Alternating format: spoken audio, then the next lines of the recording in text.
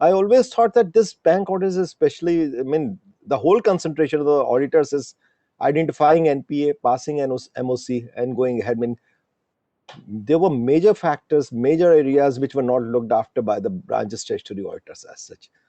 कई बार हम लोगों ने जो LFR देखी थी, जो हम लोग करते ही थे नॉर्मली, वो एक बैकग्राउंड में रहती थी मेनली, उसके ऊपर इतना ध्यान नहीं दिया जाता था. We were mainly concentrating on identification of NPAs, recommending the MOC, and quite often many other things were there which had to be covered in a statutory audit scope. Sometimes you were not looking into this, but now, right now, if you look at new LFAR, which has been introduced through RBI circular dated 5th September 2020, so many things have been newly incorporated in this LFAR. I mean, if you are just reading it, you will find drastic changes. Means certain changes are touching upon the scope of work of forensic auditors and IS audit and concurrent audit. So there are so many things which have been incorporated in this LFAR, and we need to know इस बार हमें क्या करना है. We have to be very careful, क्योंकि हमारे पास time limitation तो वही है, और उसमें कैसे हमें प्रोसीड करना है इस पर थोड़ी सी हमारी प्लानिंग डिपेंड करेगी. Kind of branch that has been given, बाकी चीजें तो सर हमारी वही रहती है. Like initial planning, we have to check out the list of financial statements which are required to be verified by us. Certificates क्या चाहिए हमको, किस तरह से हमें क्लोजिंग सर्कुलर को डिफर करना है, क्योंकि एक बार हमें वो भी रिव्यू करना पड़ता है. अगर हमें एमओसी पास करवानी है, सजेस्ट करना है, may be bank has a threshold limit कि इससे 10,000 से कम आपको नहीं पास करवाना है. क्या प्रोविजनिंग्स है, क्या जो चीज़ें हेड ऑफिस लेवल पे होनी है, क्या ब्रांच लेवल पे होनी है. जैसे अभी एक सुप्रीम कोर्ट का जजमेंट आया है जिसमें 2 करोड़ से ऊपर को भी जो है इंटरेस्ट सबवेंशन देना है, वो इंटरेस्ट में इंटरेस्ट नहीं लगाना है. अब उसका क्या इम्प्लीकेशन होगा वो हमें देखना है. क्या वो ब्रांच लेवल पे उसको कहीं पे एमओसी देके जो है उसका जो है प्रोविजनिंग करवानी है, या वो हेड ऑफिस पे होगा. Preliminary scrutiny of financial statements हमको करनी है.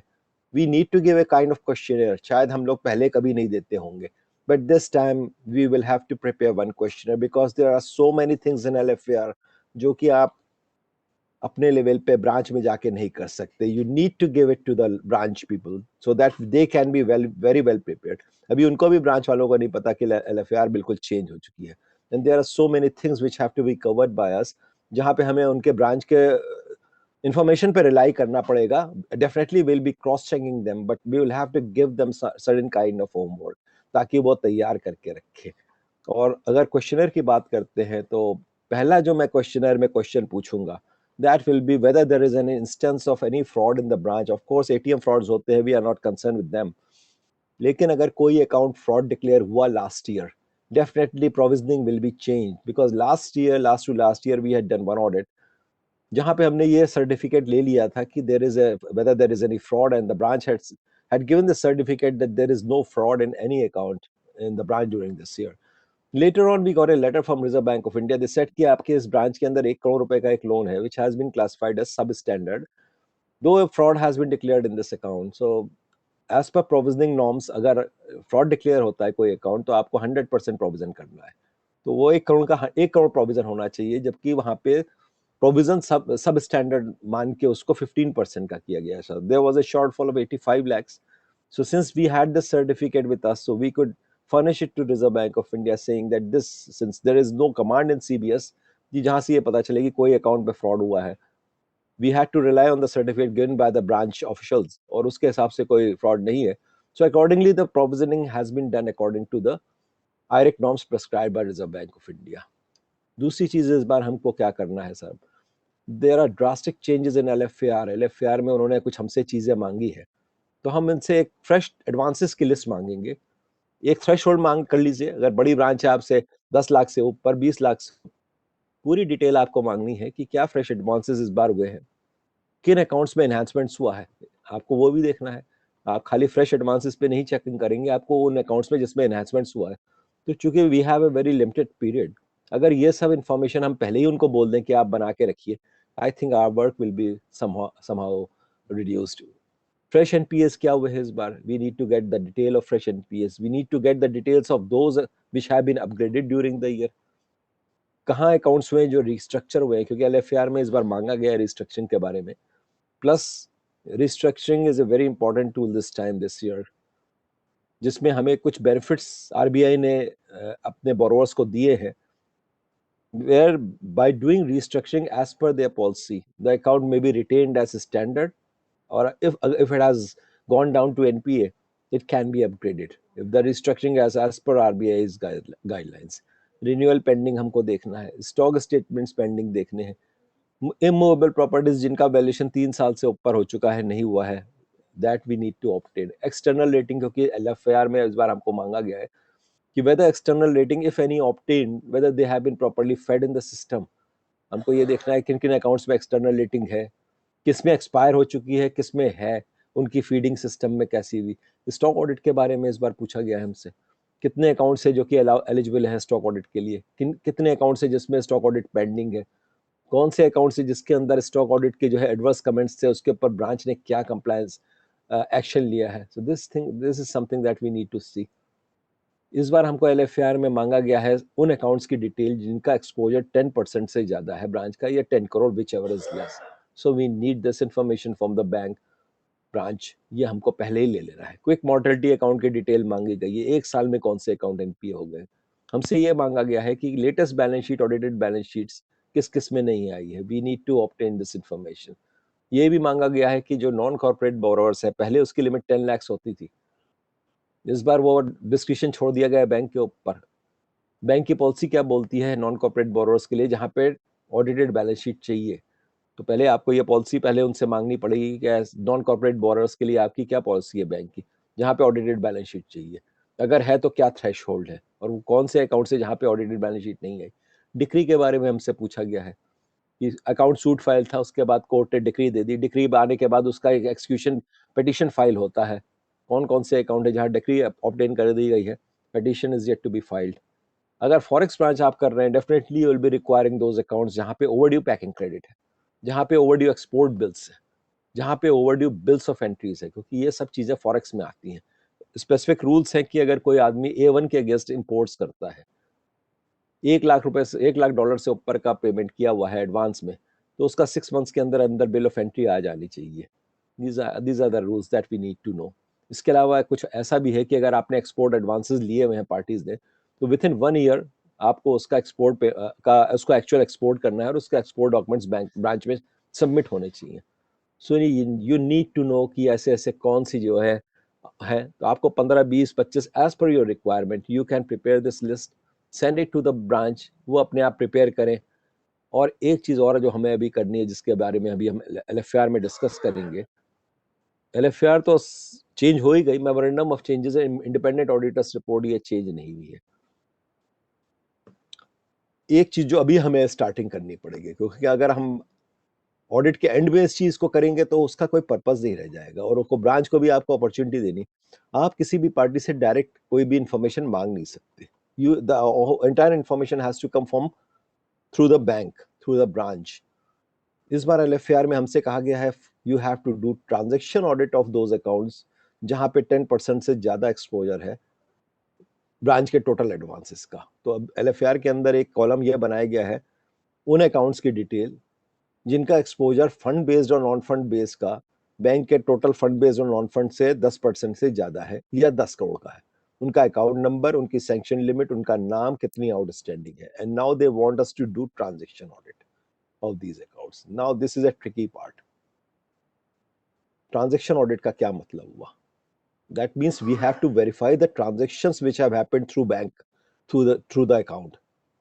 अब ये एक बड़ा ट्रिकी पार्ट है कि to what extent are we going to check it up. इसके लिए आपको स्टार्टिंग में ही पार्टी को आइडेंटिफाई करके, जितनी भी पार्टीज जो कि इस उसमें आती हैं क्राइटेरिया में, उनके उनको आइडेंटिफाई करके ब्रांच से उनके अकाउंट स्टेटमेंट मांगने पड़ेंगे। उनके अकाउंट स्टेटमेंट्स को आपको एक्सेल में कन्वर्ट करना पड़ेगा या मैनुअली देखना पड़ेगा। उसके बाद आपको एक लिमिट फिक्स करनी पड़ेगी कि मैं इस अकाउंट का, क्योंकि ये लिमिट कहीं बताई नहीं गई है, threshold limit, this is left to your judgement according to the size, number of transactions. आप एक थ्रेशोल्ड लिमिट फिक्स कर सकते हैं कि सपोज मैं 50 लाख के ऊपर इस अकाउंट के जितने भी ट्रांजेक्शन है सारा का 100% वेरिफिकेशन करूंगा, बिकॉज दे हैव सेड कि you have to do a kind of transaction audit. तो आपको उसका ट्रांजेक्शन देखना है कि ये पैसा अगर कहीं जा रहा है तो कहाँ जा रहा है और उसके क्या डॉक्यूमेंट्स हैं, और जो पैसा आ रहा है वो किससे आ रहा है और उसके क्या डॉक्यूमेंट्स हैं। हमारे यहाँ से पैसा जा रहा है, पैसा जाने के बाद किसी पार्टी के अकाउंट में गया 5 करोड़ रुपया suppose, during the entire year. हमने उसको आइडेंटिफाई किया थ्रू ऑल दिस मैनुअली और थ्रू एक्सेल। अब हमें इसके डॉक्यूमेंट्स चाहिए कि ये जो पैसा गया है इसके अगेंस्ट क्या हुआ, what is the purpose of this payment.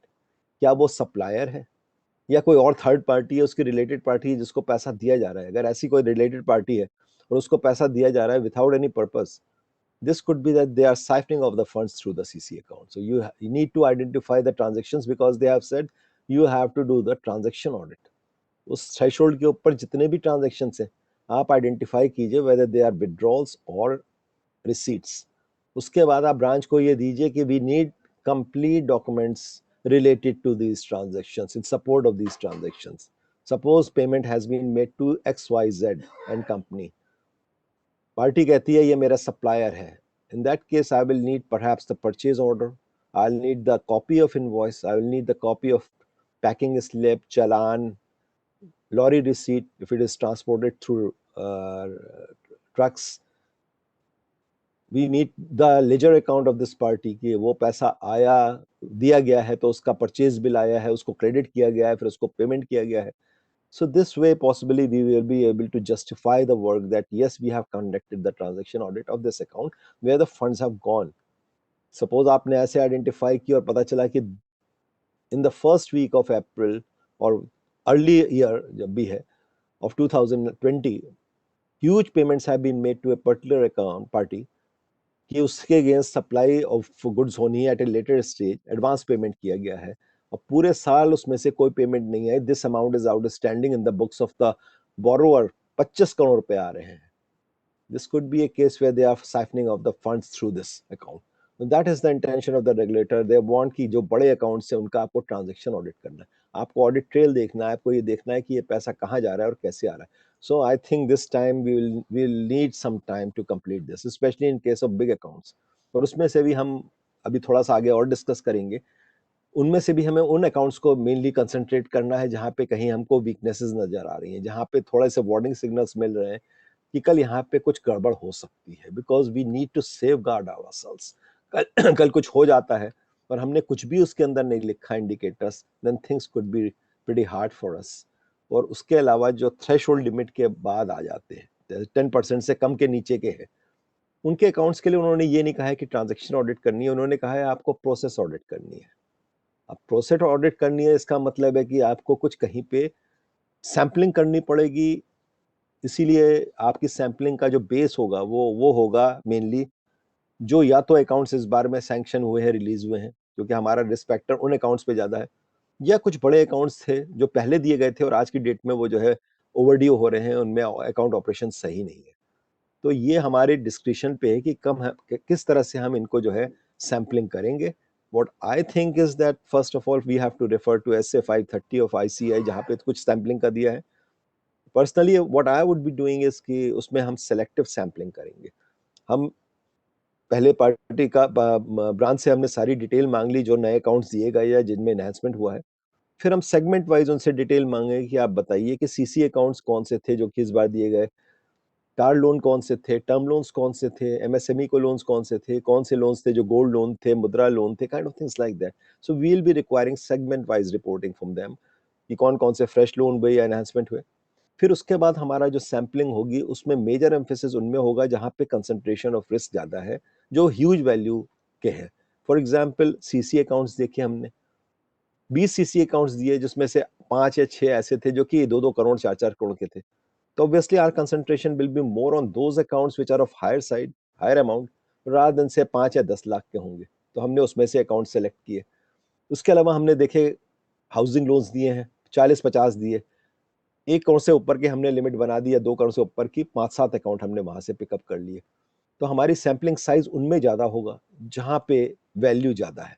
जहां पे छोटे अमाउंट के हैं जैसे लोन अगेंस्ट एफटीआर है, मुद्रा लोन है, स्ट्रीट वेंडर लोन्स हैं, गोल्ड लोन्स हैं, जहां पे ऑलरेडी जो है मतलब जो अमाउंट है वो बहुत छोटा होता है, तो उसमें से हम सेलेक्ट कर लेंगे से 5% के, 2% के, एज पर आर डिस्क्रिप्शन।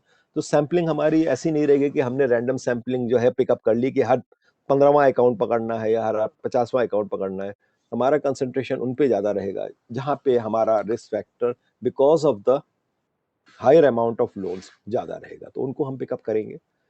और उसके बाद हमने जो भी फाइल पिकअप करी उनका हमें थॉरो ऑडिट करना है। तो अब ये देखिए, 1 या 2 दिन वाला काम नहीं रहेगा।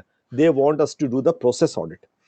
अब हमने सपोज हाउसिंग लोन का अकाउंट पकड़े, सपोज 2 पकड़े, 2 या 3 सेलेक्ट किए, हमें उनकी फाइल्स चाहिए होगी, उनके लोन डॉक्यूमेंट्स चाहिए होंगे, और हमें ये देखना है कि जो 3 स्टेजेस होते हैं लोन के, उनके थ्रू जो प्रोसेस हुआ है क्या वो कंप्लीट हुआ है या नहीं हुआ है। एक फाइल पकड़िए लेकिन उसकी पूरी डीप स्क्रूटनी करिए। आपको प्री सैंक्शन देखना है। प्री सैंक्शन में 6-7 चीजें तो ऐसी होती हैं जो कि हर एक लोन में कॉमन होती हैं, एक्सेप्ट ऑब्वियसली कुछ गोल्ड लोन या प्लेज लोन्स जो होते हैं डिपॉजिट्स वाले, उनको नहीं होगा।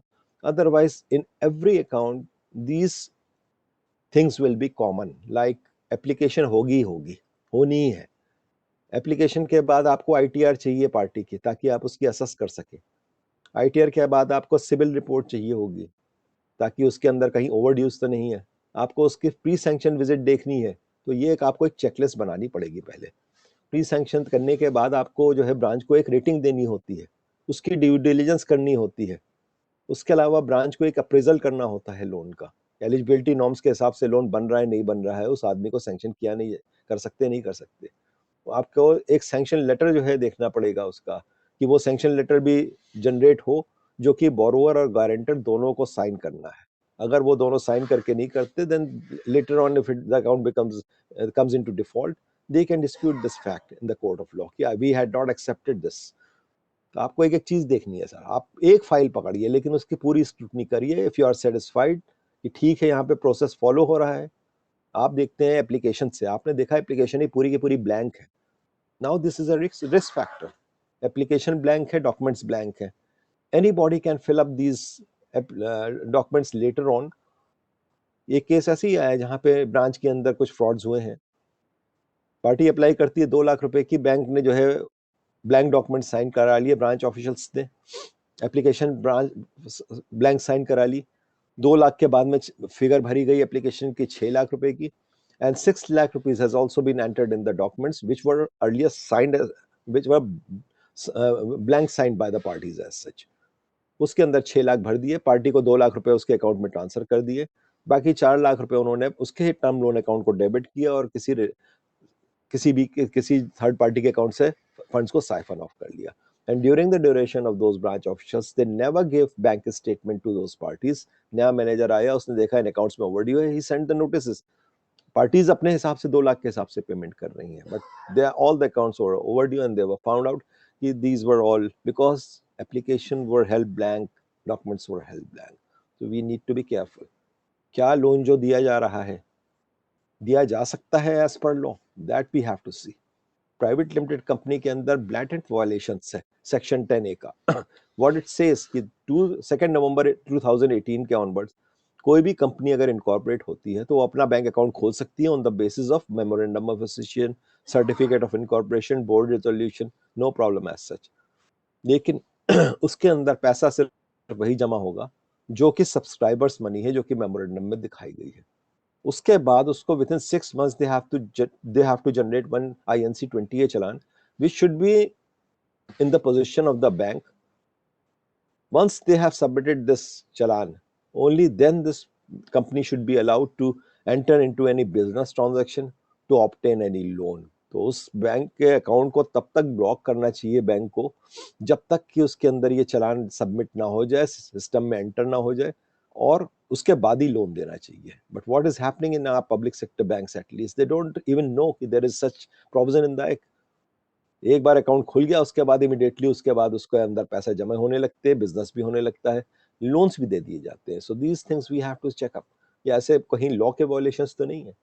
एचईएफ को क्या हम लोन दे सकते हैं? Yes we can, but HEF can never be a partner in any partnership firm. So what generally happens is that bankers are not aware. Partnership firm के अंदर एचईएफ पार्टनर बन जाता है, उसको लोन भी दे दिया जाता है। वी मस्ट सी के this is against the Supreme Court case law, that is Rasik Lal and Company versus the Commissioner of Income Tax, where the Supreme Court had ruled that HUF is an association of person and not a person within the definition of partnership act, and hence it cannot be a partner in a partnership form. ऐसे ऐसे cases देखे हैं यहाँ पे तीन partners है, तीनों HUF है, तो loan should not have been given. So if this is the case, this is violation of law, we need to report it. Partnership अगर आप लोन दे रहे हैं, make sure that the partnership deed is registered because it has been made mandatory. RBI का जो guideline आई है, KYC की updated guidelines 20 April 2018 onwards, all the partnership firms need to be registered as such. आपको civil देखना है, civil proper है या नहीं है. आपको ये देखना है कि क्या आईटीआर का वेरिफिकेशन कोई एजेंसी करती है. पार्टी ने आईटीआर दे दी, ब्रांच मैनेजर को नहीं पता आईटीआर सही है नहीं है. Is there any system of giving these ITR to certain agencies who are verifying external agencies? कई तरह के हैं जहाँ पे ड्यू डिलिजेंस होता है. अगर नहीं है, यू नीड टू चेकअप कि आईटीआर एक्चुअल में ठीक है या नहीं है. उसके लिए बहुत ज़्यादा तो हमें नहीं करना, लेकिन आप एक चीज़ देख सकते हैं कि जो लास्ट 6 डिजिट्स है ई फाइलिंग की, they represent the date of filing. 4-5 cases अब एक जगह हमें मिले हैं जहाँ ब्रांच के अंदर एबनॉर्मल ग्रोथ था हाउसिंग लोन का.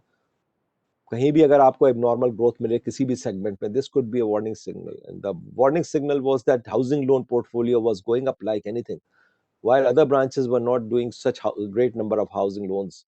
Here was a branch where the housing loan portfolio increased from 10 crore to 40 crore within a period of 2-3 years. So that was alarming. So when we did the audit, we scrutinized those files, the documents, and we found out that certain ITRs were fake because जो last 6 digits थी कुछ ITRs के अंदर, उनकी date of filing कुछ और थी और ई एक्नॉलेजमेंट के अंदर कुछ और numbers. So these kind of things looks like कहीं आपको मिल सकता है कुछ ऐसी चीज which are indicating that something is wrong with this branch.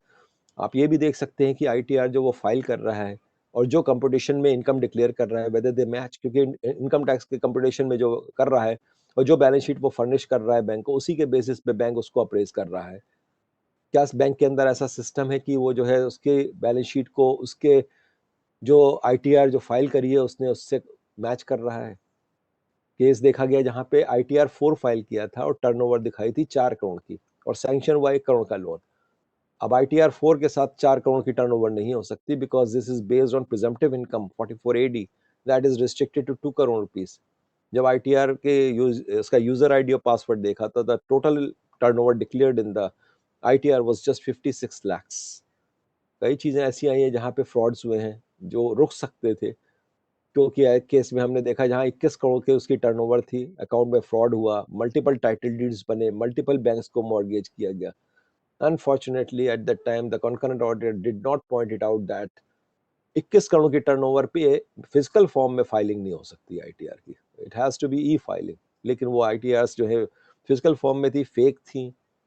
These kind of things do indicate that the total process, the due diligence has not been followed properly.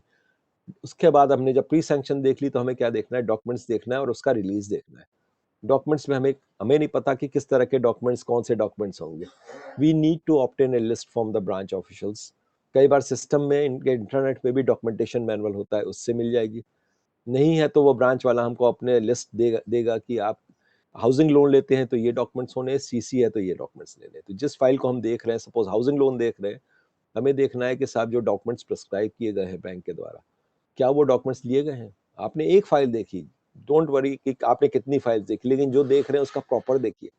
Documents जो जो लिए गए हैं, क्या वो बैंक ने प्रिस्क्राइब किए थे, क्या सारे डॉक्यूमेंट्स फिलअप हैं, क्या डॉक्यूमेंट्स के हर पेज पे बोरोवर के या गारंटर के या जो भी एक्सिक्यूट कर रहा है साइन किए हुए, क्या एफिडेविट जो दिया गया है उसको नोटराइज किया गया है, क्या नोटराइज की डेट जो है वो एफिडेविट की एक्सक्यूशन डेट से मैच करती है. ऐसा देखा गया है कि date of execution of documents कुछ है और नोटराइजेशन की डेट अलग है. क्या जो है डॉक्यूमेंट्स के साथ स्टैम्प पेपर लगे हैं, स्टैम्प पेपर लगे हैं तो वो या तो एक्सक्यूट जो कर रहा है डॉक्यूमेंट्स को उसके नाम से हो या बैंक के नाम से हो. डॉक्यूमेंट्स के डेट की भी एक इम्पोर्टेंस है कि डॉक्यूमेंट्स का जो डेट है स्टैम्प पेपर की, वो either should be the date of execution of documents और बिफोर दैट, पोस्ट डेटेड नहीं होना चाहिए. रिलीज किया जा रहा है तो उसको कैसे एंड यूज कैसे वेरीफाई कर रहे हैं. हाउसिंग लोन दिया गया है, जो पैसा गया उसको देखिए कि वो पैसा जिसके नाम से गया है, क्या वो सेलर था as per cell purchase agreement. ऐसा तो नहीं कि सेलर कोई और था और पैसा किसी और के नाम से जा रहा है. We have to check it up. अगर कंस्ट्रक्शन के लिए दिया जा रहा है तो बीच बीच में वो पैसा निकालता रहेगा कैश में। क्या उसके जो है सपोर्टिंग डॉक्यूमेंट्स दिए गए? क्या आर्किटेक्ट का सर्टिफिकेट है, एस्टिमेट्स है कि इतना पैसा खर्चा होगा? हाउसिंग लोन जब कंप्लीट हो गया, जब पूरा डिस्पर्स हो गया, उसके बाद आर्किटेक्ट एक कंप्लीशन सर्टिफिकेट देगा, whether that is there in the documents. उसके बाद हमें देखना है कि साब पोस्ट सैंक्शन, जहाँ पे उसके चार्जेस लेने हैं, सारे चार्जेस हमको लेने हैं, चाहे वो इंस्पेक्शन चार्जेस हो, चाहे मॉर्गेज हो, डॉक्यूमेंटेशन हो, प्रोसेसिंग फी हो, उसका पोस्ट सैंक्शन इंस्पेक्शन होना चाहिए। कार लोन दिया है तो कार लोन को भी पोस्ट सैंक्शन इंस्पेक्शन होना चाहिए, वो हमें देखना है। उसके बाद एक साइट होती है सरसाई की, उसके ऊपर रजिस्ट्रेशन कंपलसरी है। आरओसी में अगर कोई कंपनी है उसको दिया गया है तो आरओसी में चार्ज रजिस्ट्रेशन कंपनी। तो ये एक स्टेज हमको आपको पहले शुरू में बनाना पड़ेगा, एक चेकलिस्ट, उसके हिसाब से हमको प्रोसीड करना पड़ेगा। Don't worry about checking 50% advances और 30%, but whatever you are checking, go through that each and every process is being completed. अगर आप देखते हैं सारे डॉक्यूमेंट्स ही ब्लैंक है, प्रोसेस प्रॉपर नहीं है, you will have to increase your sample size and give it to in your report.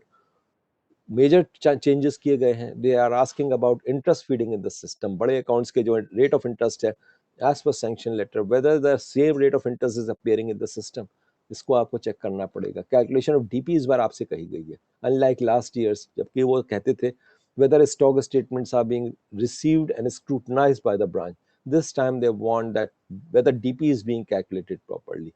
Due diligence का पूछा है, एक्सटर्नल रेटिंग का पूछा है, रिस्ट्रक्चरिंग ऑफ अकाउंट्स के बारे में कहा गया है, whether the restructuring has been done as per the RBI guidelines, and whether all the accounts which have been restructured by the branch, whether they have been reported to the higher authorities.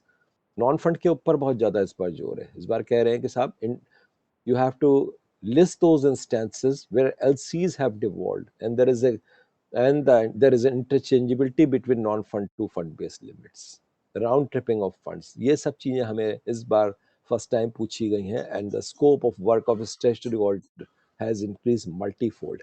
कुछ दो तीन चीजें इन्होंने हटाई हैं इस बार। Window dressing को इस बार नहीं रिपोर्ट करना है, लेकिन वो अगर आप नहीं करने का मतलब ये कि स्पेसिफिक नहीं है, but if you are finding certain cases of window dressing, you have to report in LFR somewhere. जैसे उनसे लास्ट में वो पूछते हैं कि whether you want to report something to the central statutory auditors, yes if there are serious window dressing in the branch, कि वो उन्होंने एडवांसेस को इन्फ्लेट किया हुआ है, डिपॉजिट्स को इन्फ्लेट किया है, you have to report them.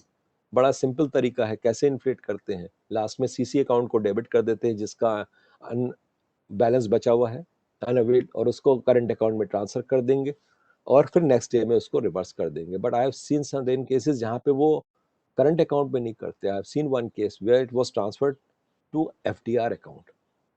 FDR का पहले उन्होंने पैसा अनअवेल्ड का FDR में डाला, FDR से फिर लोन लिया, लोन लेने के बाद फिर FDR बनाई, kind of this they kept on doing in certain accounts.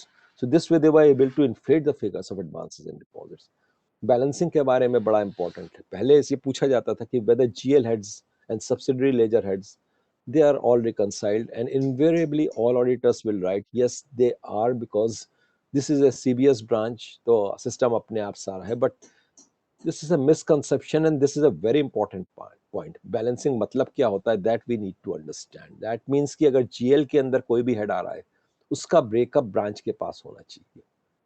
Normally loans के केसेस में आप देखेंगे टोटल लोन्स जो GL के अंदर आ रहा है और जो लोन्स की शीट्स है जो आपको वेरीफाई करनी है क्लासिफिकेशन वाइज, उनका टोटल आपस में मैच करते हैं नहीं करते।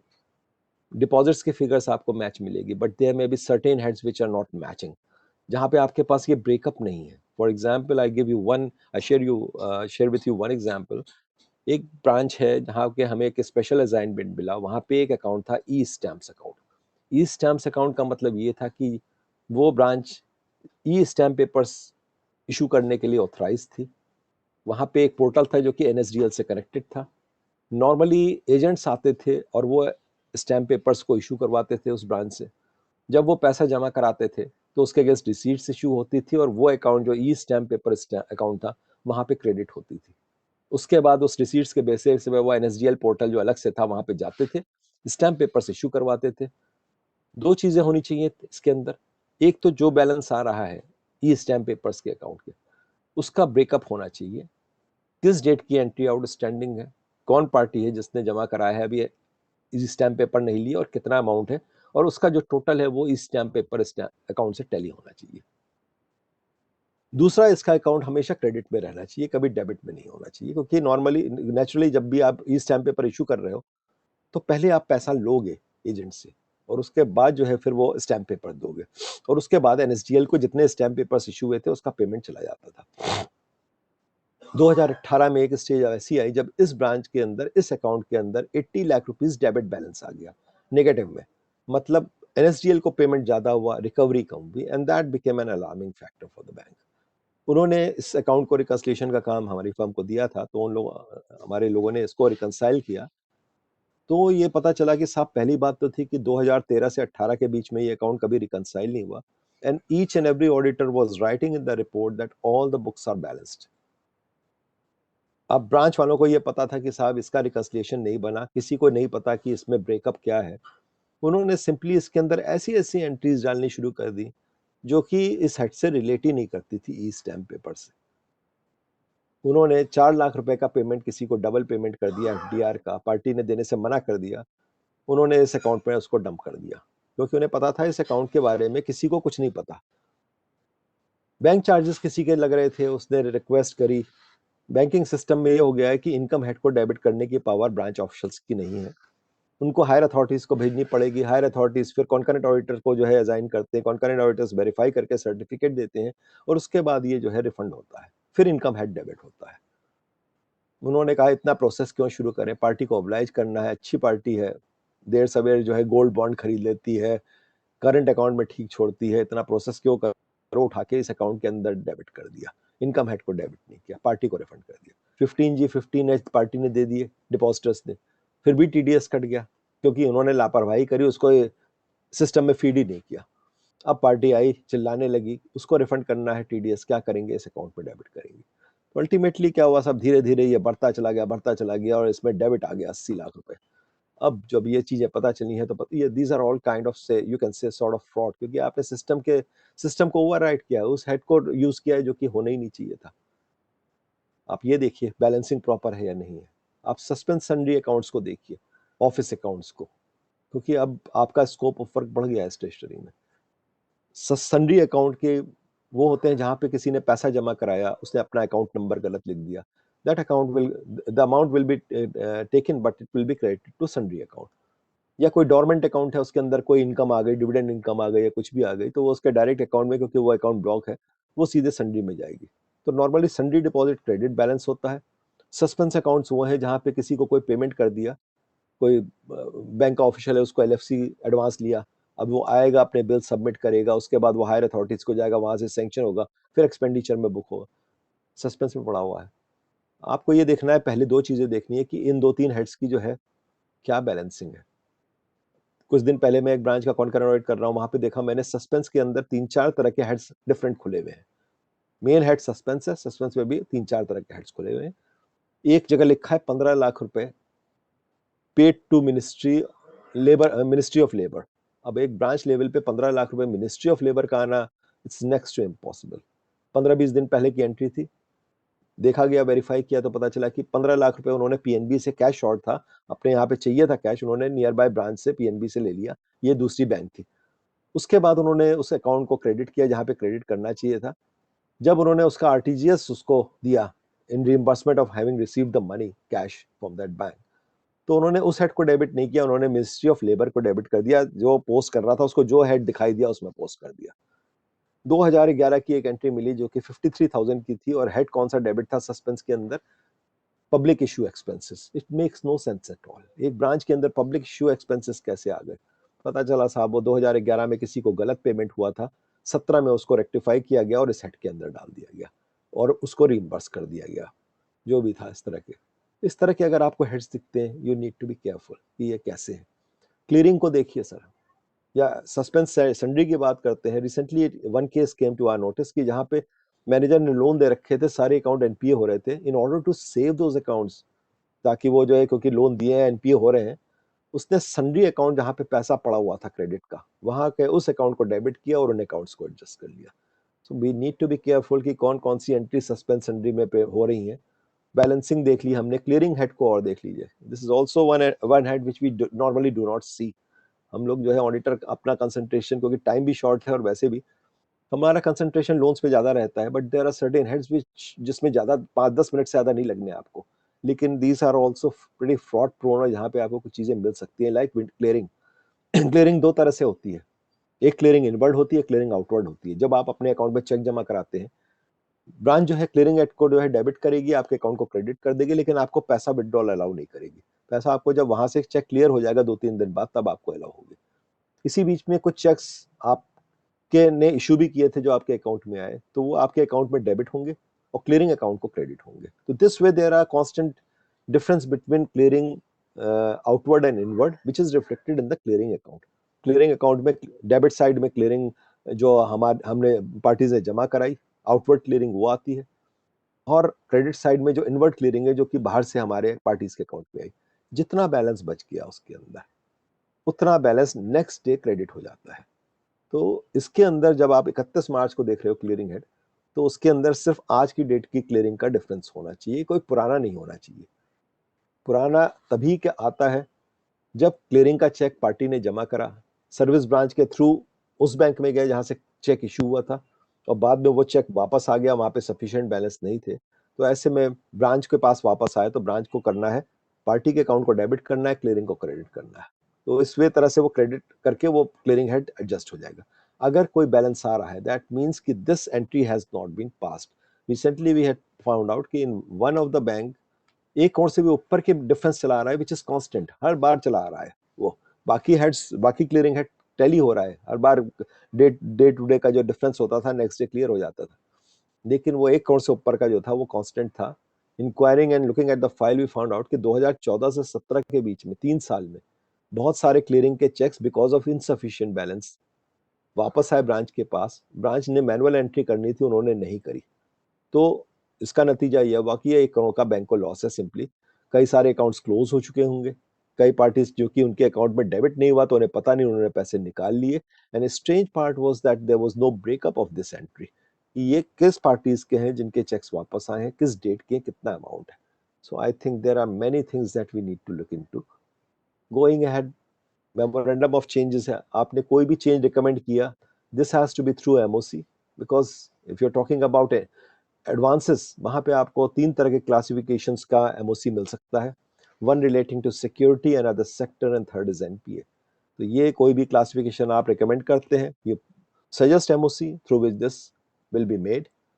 अगर हम एसेट क्लासिफिकेशन में चेंज की बात करते हैं तो there are 3 sectors, one is sector wise classification, second is security wise, and third is performance wise.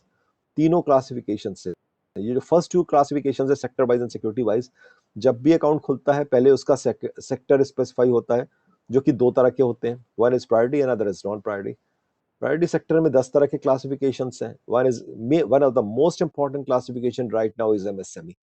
इस बार आपके लिए एमएसएमई समझना बहुत जरूरी है।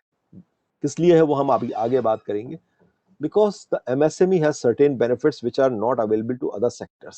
एनपीए क्लासिफिकेशंस में आरबीआई ने कहा है कि अगर आप किसी भी अकाउंट को रिस्ट्रक्चर करते हो एमएसएमई के केस में अप टू 25 करोड़ एक्सपोजर, तो उस अकाउंट का अपग्रेडेशन भी हो सकता है और उसको अकाउंट को एनपीए भी नहीं करना। इंटरेस्ट बेनिफिट है, 2 नवंबर 2018 ऑनवर्ड्स किसी भी अकाउंट जो एमएसएमई है, अप टू 1 करोड़ रुपीज अगर कोई लोन दिया जाता है फ्रेश, तो उसको 2% का इंटरेस्ट बेनिफिट मिलता है।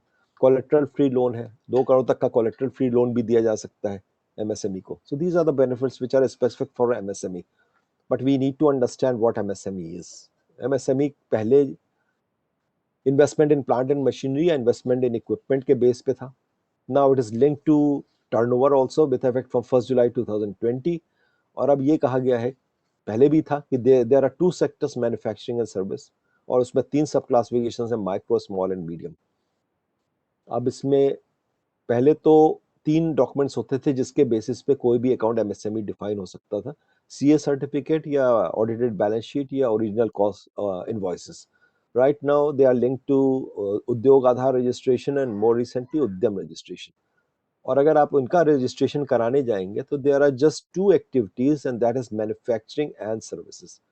इनके अलावा अगर आप ये लिखते हैं कि मैं ट्रेडिंग करता हूं तो इनका रजिस्ट्रेशन नहीं मिलेगा।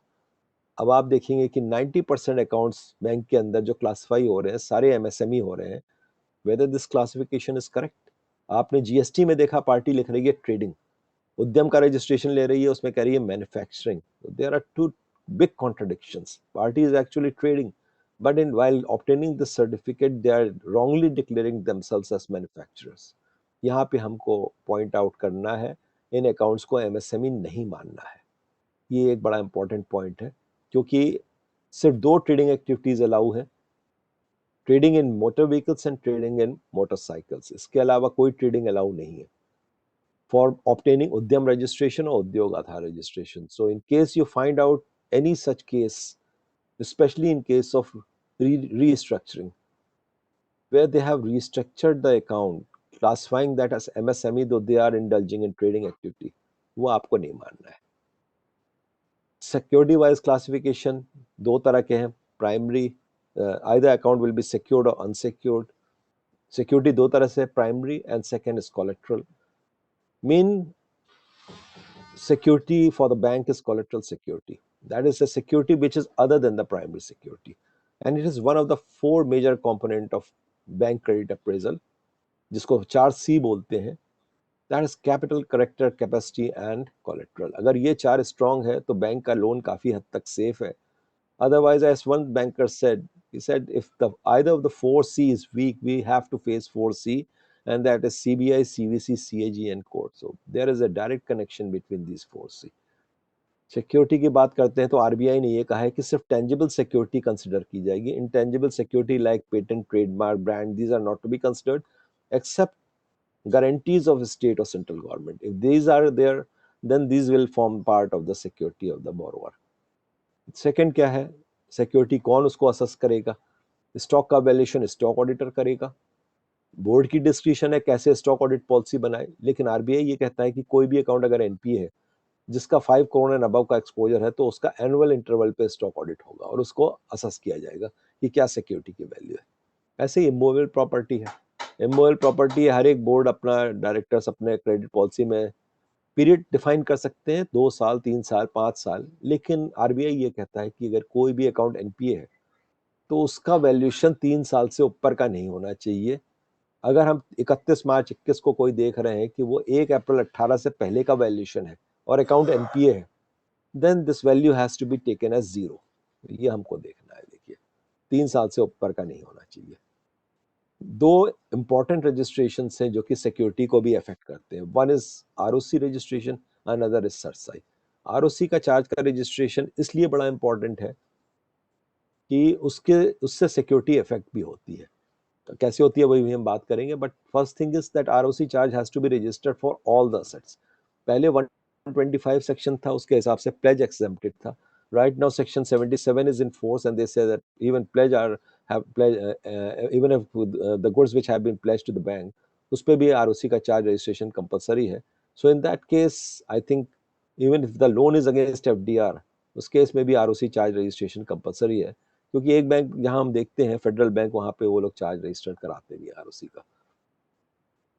दूसरी चीज एक बात आती है कि कंपनी ने दूसरे की गारंटी दी, उसमें अगर उसने अपनी कोई प्रॉपर्टी मॉर्गेज की है, definitely charge will be required to be registered for that company which is giving the corporate guarantee. लेकिन अगर उसने कोई चार्ज अपनी कोई प्रॉपर्टी या कोई भी असेट्स बैंक को चार्ज नहीं करी, simply it's giving a clean guarantee, ऐसे केस में चार्ज रजिस्ट्रेशन की रिक्वायरमेंट लीगली नहीं है, दो इट इज डिजायरेबल.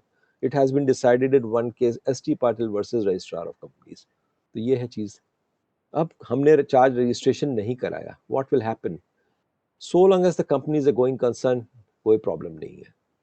अगर वो चार्ज रजिस्ट्रेशन भी नहीं होता है, violation of the act, but your claim will remain valid, the account will be considered as fully secured. But if the company's case is referred to NCLT under IBC, बाद में ये पता चला कि साहब कंपनी लिक्विडेशन में गई है, आप देख रहे हैं कि उसने सिक्योरिटी तो पूरी डाल रखी है, चार्ज रजिस्टर नहीं किया, ऐसे केस में आपको उसको अनसिक्योर्ड लोन लेना पड़ेगा, सिंपली बिकॉज आईबीसी के अंदर अगर आपने चार्ज रजिस्टर नहीं किया, कंपनी लिक्विडेशन में है, then this will be treated, the bank will be treated as unsecured financial creditor. तो आप हो गए unsecured.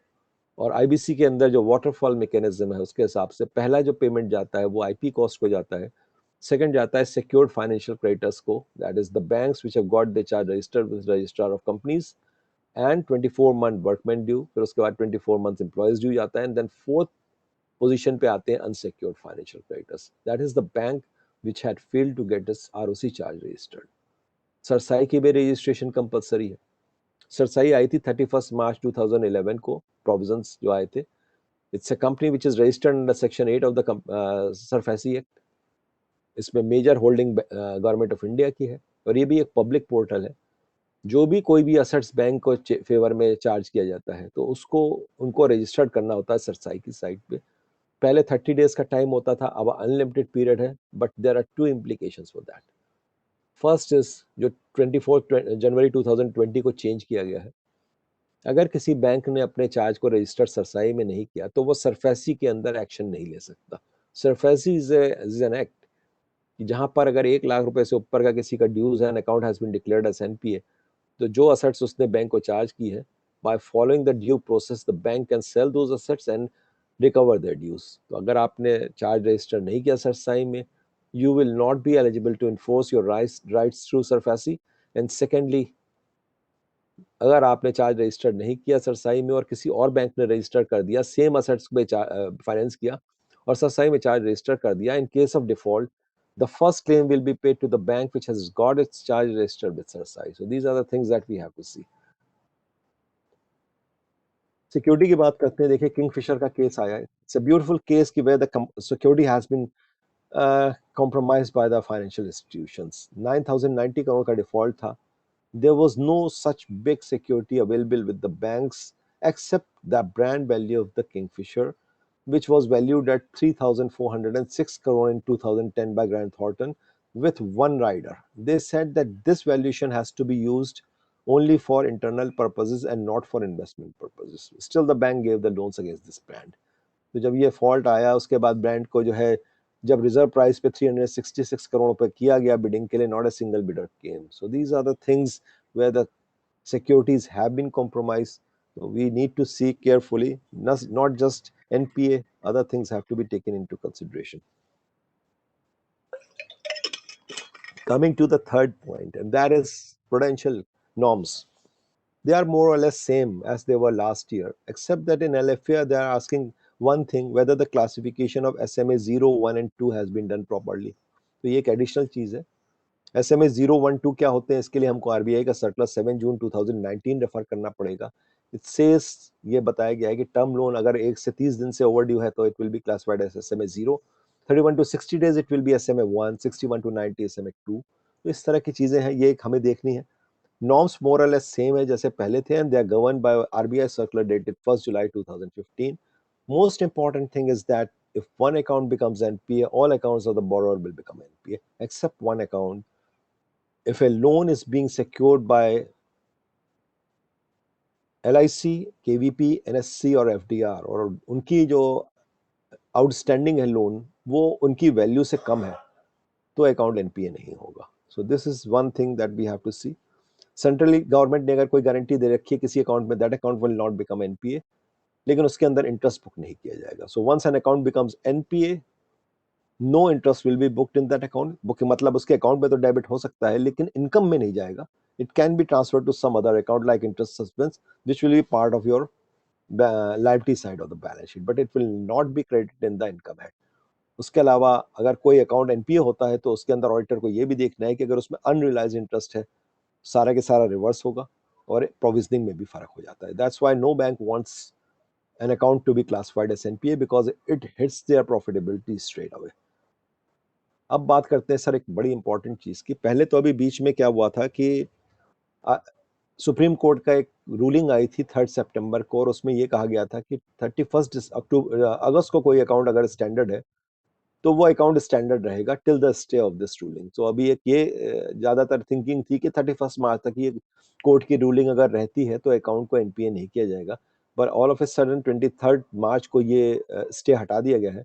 So we need to be careful because 23 मार्च तक, from 1 April till 23 March, no not a single account has been classified as NPA this time. लेकिन अब भाई over a period of 7 days इनको रिकवरी भी करनी है, और जो रिकवरी नहीं भी उसको एज पर नॉर्म्स इनको जो है अकाउंट को क्लासिफाई एनपीए करना है. So we need to check up कि how they have adjusted these accounts which were, you can say shadow NPAs, but they were not classified as such. और उसको 7 दिन के अंदर उन्होंने क्या किया कि जिससे अकाउंट एकदम से जो है अपग्रेड हो गया है, मतलब स्टैंडर्ड हो गया है. We need to see because they may be doing certain kind of fishy things, जो कि अभी हम आगे डिस्कस करेंगे. And one very important thing is की रिस्ट्रक्चरिंग. रिस्ट्रक्चरिंग अलाउ है, as such there is no problem. Restructuring होती क्या है, अगर आप आरबीआई का सर्कुलर 4 जनवरी 2018 का देखेंगे, as per this circular, if an account is in stress, उसका रिपेमेंट पीरियड बढ़ा दिया, उसको फर्दर फंडिंग दे दी गई, उसको कोई ऐसा बेनिफिट दे दिया which it otherwise is not eligible to obtain. In that case, this is called restructuring. And 1st July 2015 का जो RBI सर्कुलर है, वो सिंपली ये कहता है, any account which has been restructured, तो उस अकाउंट को पहले NPA करना पड़ेगा. This way restructuring was controlled. Otherwise earlier all the accounts used to be restructured और वो डेफर किए जा रहे थे. लेकिन इस सर्कुलर ने रिस्ट्रक्चरिंग पर ब्रेक लगाया, लेकिन उसको फिर दोबारा से रिस्ट्रक्चरिंग को इंट्रोड्यूस किया गया 2019 में, 2020 में, दोनों थ्रू वेरियस सर्कुलर्स. और अब हमें यह समझना है कि रिस्ट्रक्चरिंग में क्या इम्प्लीकेशंस हो सकती है. कोई भी अकाउंट रिस्ट्रक्चर हो सकता है, सच नो प्रॉब्लम लगा, but I said like old circular, this master direct norms, account has to be classified as NPA. This is one thing. NPA का अकाउंट है, उसका भी रिस्ट्रक्चर हो सकता है. This is one thing. Upgrade कब होगा? एज पर अर्लियर सर्कुलर्स, अगर कोई एनपीए अकाउंट है, उसको रिस्ट्रक्चर किया जाता है, वो 12 महीने तक, from the date the repayment starts, 12 महीने तक वो अकाउंट जो है एनपीए रहेगा, प्रोवाइडेड अगर उसमें अगर स्पेसिफाइड पीरियड जो 12 महीने का खत्म हो गया और उसमें कोई ओवरड्यू नहीं रहा 30 दिन से ज्यादा, then this account after the lapse of 12 months can be upgraded and classified as standard. ये नॉर्म्स थे. अब कुछ नॉर्म्स में चेंज आया है, देखिए, and here we have to be careful. एक सर्कुलर है आरबीआई का जिसमें इन्होंने 6 अगस्त को 2 सर्कुलर्स निकाले. एक सर्कुलर है एमएसएमई के लिए जिनका टोटल एक्सपोजर 25 करोड़ तक का है, और एक सर्कुलर है जो कि एमएसएमई उन अकाउंट्स का है जिनका एक्सपोजर 25 करोड़ से ऊपर है, या पर्सनल लोन है, या लार्ज कॉर्पोरेट बोरोवर्स है, जो कि एमएसएमई नहीं है. दोनों सर्कुलर्स में रिस्ट्रक्चरिंग अलाउ की गई है. थोड़ा सा फर्क इस सर्कुलर के अंदर जो 6 अगस्त में ये आया है कि आप अगर किसी अकाउंट को एमएसएमई को रिस्ट्रक्चर करते हैं तो आप स्टैंडर्ड रख सकते हैं. वो पहले वाले सर्कुलर में भी था, जो कि 11 फरवरी 2020 का था और 1 जनवरी 2019 का था. दोनों में कोई चेंज नहीं आया. आप रिस्ट्रक्चर कर रहे हैं, provided other conditions are being fulfilled, you can keep that account standard, unlike 1 July 2015 circular जिसमें कहा था कि आपको उसको एनपीए करना है. So if you are restructuring any standard account, you can keep that account standard if the restructuring is done as per the guidelines given in this circular. लेकिन दूसरा एक एडिशन इन्होंने इस बार ये कहा है कि जहां पहले वो कहते थे कि आप 1 साल तक आप उसको एनपीए अकाउंट को रिस्ट्रक्चर करते हैं तो उसको अपग्रेड करने के लिए 1 साल का वेट करना पड़ेगा. इस सर्कुलर में ये कहा गया है कि अगर आपने रिस्ट्रक्चर कर दिया और कोई अकाउंट ऐसा है जो कि 2 मार्च 2020 के बाद एनपीए हो गया, और उस एनपीए अकाउंट को अगर आप रिस्ट्रक्चर करते हैं as per this guidelines of this circular, this can be upgraded. और अब हमें यहाँ पे ही एक चीज देखनी है, देखिए, क्या रिस्ट्रक्चरिंग आरबीआई की इस गाइडलाइन के हिसाब से हुई है? क्योंकि आरबीआई का सर्कुलर क्लियर कट कहता है कि ये आप ये अपग्रेडेशन या रिक्लासिफिकेशन या उसको स्टैंडर्ड रखना, ये सब तभी पॉसिबल है अगर ये आरबीआई की गाइडलाइंस के हिसाब से, इस सर्कुलर के हिसाब से. What does RBI circular says? First condition is account has to be MSME. Right now we have to see कि जो जो अकाउंट्स रिस्ट्रक्चर किए गए, क्या वो एमएसएमई थे, क्या वो ट्रेडिंग में थे? अगर ट्रेडर्स थे तो क्या वो एक्टिविटी जो कि उसमें रजिस्टर एमएसएमई डी में अलाउ की गई है, whether these are being complied with, because this is directly linked with MSMED Act, which says that there are only two activities for classifying account as MSME. One is manufacturing, another is services. Trading तो sir इसके अंदर allow है ही नहीं. And if you look at banking portfolio, banks के advances portfolio में, I would say 80% of the accounts are traders. और अच्छे अच्छे बैंकर्स को अभी ये थोड़ा नहीं है कि trading is not allowed in MSME. Here you can catch it up. दूसरी चीज आप देख सकते हैं, टोटल एक्सपोजर कितना है 1 मार्च को, 25 करोड़ से ज्यादा नहीं होना चाहिए. Not in our branch, total entire banking में टोटल एनबीएफसी से लोन एक्सपोजर का. Last year, on the basis of last year's circular 11 February 2020, one account was classified by the bank as restructured, जहां पे उसका total exposure 24 crore 80 lakh rupees का था. उसकी balance sheet मंगा के देखा गया, टोटल एक्सपोजर उसका टोटल इंटायर बैंकिंग से 41 करोड़ का था. Restructuring fails because it has not been done as per the RBI guideline and hence account had to be classified as NPA. Restructuring वो कहते हैं एज पर बैंक्स बोर्ड पॉलिसी होनी चाहिए. आरबीआई ने कहा है कि हर एक बैंक को अपनी बोर्ड की एक पॉलिसी फ्रेम करनी है जहां से रिस्ट्रक्चरिंग को अप्रूव करना है. बोर्ड पॉलिसी अगर आप पढ़ेंगे उसके हिसाब से स्पेसिफिक नॉर्म्स हैं. सिंपली ये कहा गया है कि आप अकाउंट को एनपीए से बचाने के लिए, अपग्रेड करने के लिए रिस्ट्रक्चरिंग नहीं करेंगे. The branch officials have to justify कि if restructuring is done, the unit will become viable. ऐसा नहीं होना चाहिए कि ब्रांच मैनेजर क्या कह रहा है, 1 साल से तो यूनिट ही बंद है, बोरोवर का पता ही नहीं है, बोरोवर की एप्लीकेशन ही नहीं है, अकाउंट में सीधे रिस्ट्रक्चर किया. GST registration is compulsory. So these things we have to see as far as restructuring is concern. आप ये चीजें जरा ध्यान रखिएगा कि कहीं पे इसमें वॉलेशंस तो नहीं है. इम्प्लीमेंटेशन का भी एक बात आती है, तो दैट इज अनदर थिंग कि उसमें 2 कंडीशंस है, वो भी पूरी हो जानी चाहिए. तो दीज आर सर्टेन कंडीशंस. और इसके अलावा आरबीआई ने दूसरा सर्कुलर जो दिया है, that is related to personal loans और borrowers having exposure of more than 25 crore. अगर ऐसे केसेस भी आपको मिलते हैं तो वहां ये देख लीजिएगा, पहली कंडीशन ये है कि 1 मार्च 2020 को ऐसे अकाउंट स्टैंडर्ड होने चाहिए. अगर ओवरड्यू है तो 30 दिन से ज्यादा का ओवरड्यू नहीं होना चाहिए. दूसरी कंडीशन ये है कि बाय 31 दिसंबर 2020 तक जो है, बोरोवर को और बैंक दोनों को एग्री कर लेना है कि अकाउंट को रिस्ट्रक्चर करना है. आपने देखा 31 मार्च 21 को अकाउंट रिस्ट्रक्चर कर दिया गया. You need to obtain a document जहां पे बोरोवर ने अप्लाई किया रिस्ट्रक्शन के लिए and bank has agreed and both the parties have agreed कि before 31 December, by or before. अगर ऐसा नहीं है then restructuring will fail in that case. और कोई ज्यादा ही बड़े अकाउंट है then you need to study that circular जिसका 25 करोड़ से ऊपर का है रिस्ट्रक्चरिंग है, because that this circular has got so many implications. अगर 25 करोड़ से ऊपर का है और उसके अंदर मल्टीपल बैंक इन्वॉल्व है, उसमें कंडीशंस अलग है. We will skip it because that is a pretty lengthy one. लेकिन अभी कई अकाउंट्स, अभी जैसे एसपी ग्रुप शाहपुर पालन जी का भी हुआ है अभी परसों रिस्ट्रक्चर जो है इन थाउजेंड्स ऑफ करोड्स. तो उसके there are certain conditions, but normally in normal branch you will not find these kind of restructuring except in certain very large branches. Normally you will be seeing restructuring in all these accounts which are which have been wrongly classified by the bank as MSME. Need to be careful, sir. अच्छा, इसका classification वही है जैसे पहले होता था. सब standard 1 year है, डाउटफुल ओवर 1 ईयर है. लॉस जब किसी ऑडिटर को लगता है कि यहाँ थ्रेट ऑफ रिकवरी है, पैसा नहीं होना, सिक्योरिटी नहीं है. Beside there is one more clause which we can look into it, that is erosion in the value of assets. आपने पहले देखा कि पार्टी का जो है लोन में जो असेट्स मॉर्गेज की गई थी उसकी वैल्यू ज्यादा थी. आज जब उसका दोबारा वैल्यूएशन आया तो आपने देखा कि उसमें 50% से 90% का डाउनफॉल है. In spite of the account being regular in all respect, you can classify that account as doubtful. 90% से ज्यादा है, you can straight away classify the account as loss. ये कुछ क्लासिफिकेशंस हैं. नॉर्म्स अलग अलग हैं सीसीओडी के, but they have remained same this year also. Sanction limit या डीपी से 90 डेज या ज्यादा कंटिन्यूअसली ओवरड्रॉन है एनी अकाउंट, सीसी का या ओडी का, the account has to be classified as NPA. Last quarter में जितना इंटरेस्ट डेबिट हुआ है उतना ही क्रेडिट आ जाना चाहिए, उतना पैसा अकाउंट में आ जाना चाहिए. अगर नहीं आया है, account will be classified as NPA even if there is a small shortfall of few hundred rupees, account has to be classified as NPA. Temporary deficiencies है, रिन्यूअल 180 दिन से ज्यादा पेंडिंग है as on 31 March 2021, account is to be classified as NPA.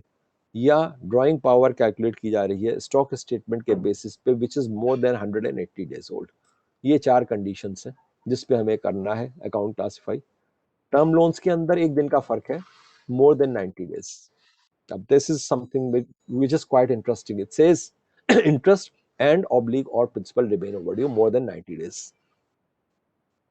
Overdue का क्या मतलब है? इसके लिए आरबीआई ने एक सर्कुलर दिया है, उसमें ये कहा है कि account is overdue if not paid on the due date fixed by the bank. And this is a very interesting case which came last year, Yes Bank versus Anantraj limited. Facts कुछ और थे, case had gone to Delhi high court. 1 जनवरी 2020 को account में instalment due हुई, 31 मार्च 20 को account NPA treat किया गया क्योंकि अकाउंट में वो पैसा नहीं आया. Now looking into simple logic, अगर कोई इंस्टॉलमेंट 1 जनवरी को ड्यू हुई तो 2 जनवरी को ही ओवरड्यू मानी जानी चाहिए. पहले जिस दिन में ड्यू हुई उस डेट में ओवरड्यू नहीं हो सकती bye simple logic.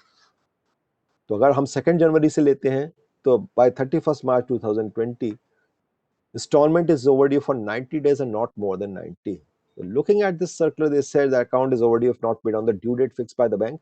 That means कि बैंक में एक डे एंड प्रोसेस होता है, सारी बुक्स क्लोज होती हैं, बुक्स क्लोज होने के टाइम से पहले तक वो अकाउंट ड्यू है, जब बुक्स क्लोज हो गई, डे एंड प्रोसेस कंप्लीट हो गया, after that the account will become overdue. So by that way, the account was classified as NPA. So these are the things that we have to see. Agriculture norms थोड़े से फर्क हैं. Agriculture norms के अंदर हमको सबसे पहले 2-3 चीजें देखनी है. अगर एग्रीकल्चर लोन है, ड्यूरेशन ऑफ क्रॉप असेसमेंट में कितने जो उसका असेसमेंट किया गया है, उसको शॉर्ट ड्यूरेशन क्रॉप को फाइनेंस किया है या लॉन्ग ड्यूरेशन क्रॉप को. दूसरा, रिपेमेंट पीरियड क्या उसका फिक्स किया गया है. और तीसरा, स्टेट लेवल बैंकर कमेटी क्या कहती है इस स्टेट की, ड्यूरेशन ऑफ क्रॉप सीजन क्या डिफाइन किया गया है. अगर सपोज किसी फार्मर को 2 शॉर्ट ड्यूरेशन क्रॉप दिया गया और उसकी इंस्टॉलमेंट 31 मार्च 2018 को ड्यू हो गई, उसके बाद हमको 2 शॉर्ट ड्यूरेशन क्रॉप सीजन्स जो कि स्टेट लेवल बैंकर कमेटी ने बताए हैं, उसको उसमें फर्दर ऐड करके देखना है कि अभी भी क्या ये लोन ओवरड्यू है. अगर सेकंड क्रॉप सीजन भी खत्म हो चुका और अभी भी पेमेंट नहीं हुआ, account has to be classified as NPA. तो ये कुछ एग्रीकल्चर के अलग से लोन्स हैं. आपके पास एक सिनेरियो और हो सकता है, अकाउंट साल भर खराब रहा, कॉन्टिन्यूसली ओवरड्रॉन रहा, पार्टी ने अपने पेपर्स नहीं दिए, रिन्यूअल नहीं हो रही है, स्टॉक स्टेटमेंट्स नहीं आ रही थी, लास्ट में आके ले लिया, and all of a sudden at the fag and of the year उन्होंने कहीं से किसी तरह से पैसा अरेंज करके एक दिन के लिए उस अकाउंट को विथ इन ऑर्डर लिया है. 89 डेज वो कॉन्टिन्यूसली ओवरड्रॉन था, और ऐसे में वो कहते हैं कि साहब ये टेक्निकली जो है ये अकाउंट एनपीए नहीं है क्योंकि it's not overdrawn for 90 days और मोर. तो ऐसे में हमें क्या देखना है, आरबीआई ने एक सर्कुलर में जो है, मास्टर सर्कुलर में, उसका पैरा 4.2.6 है, वो कहता है कि अगर ऑडिटर को ये दिखता है कि यहाँ पे इसमें सॉलिटरी क्रेडिट्स किए गए हैं just before the balance sheet date और उसके अकाउंट में कुछ इनहेरेंट वीकनेसेस है which suggests that the account is NPA, so in that case you can ignore those kind of late entries and consider the account as NPA. This is something that is left to the judgment of the auditor. Provisioning, like I say, there are certain provisioning norms जिसके हिसाब से होना है. अगर fraud account है 100% provision होना है. सबका अलग अलग है, तो आपको अगर किसी भी अकाउंट को एनपीए सजेस्ट करते हैं, accordingly you will have to suggest increase in the provision also. अब आपको देखना है सर एनपीए बचाने के लिए क्या क्या तरीके हो सकते हैं. ब्रांच वाले कई तरह की मेथड्स अपनाते हैं अकाउंट को एनपीए बचाने के लिए. अकाउंट ओवर चल रहा है, उसको बचाने के लिए उन्होंने एक दूसरे अकाउंट में टीओडी दे दी लास्ट में आके. मैनेजर की पावर है सपोज 5 लाख 10 लाख की, उन्होंने कहीं पे भी किसी करंट अकाउंट में टीओडी दे के अलाउ करके उस अकाउंट को डेबिट किया और उसके सीसी अकाउंट को क्रेडिट कर दिया. देखिए ये भी एक गलत मेथड है. नया अकाउंट दे दिया, पुराने अकाउंट को एडजस्ट कर दिया, एक तरह से उसको जो है वो चेन ऑफ, आपको ऐसे अकाउंट्स मिल सकते हैं जहां पे पुराने अकाउंट एडजस्ट हो रहे हैं, specially in case of gold loans. Gold loans में अकाउंट 1 साल के अंदर पेमेंट हो जाना चाहिए. 1 साल भी हो गए, उसके बाद 3 महीने भी निकल गए, अकाउंट एनपीए है, वो एक सिंपल एंट्री करेंगे, वो एक पुराने अकाउंट को क्लोज कर देंगे और उसको उसी पार्टी को उसी गोल्ड के अगेंस्ट नया लोन को दे देंगे. हमें ये देखना है कि क्या उसने अपना पैसा अपने सोर्स से एडजस्ट किया, नहीं किया तो वो अकाउंट भी गलत है. कुछ केस ऐसे देखे हैं जहां पे उन्होंने जो इरेगुलर पोर्शन था उसका एक नया अकाउंट बनाया, कोई एप्लीकेशन नहीं थी पार्टी की, कोई डॉक्यूमेंट्स नहीं थे, simply they transferred this irregular portion to a new account, वहां पे उन्होंने नया अकाउंट खोल लिया.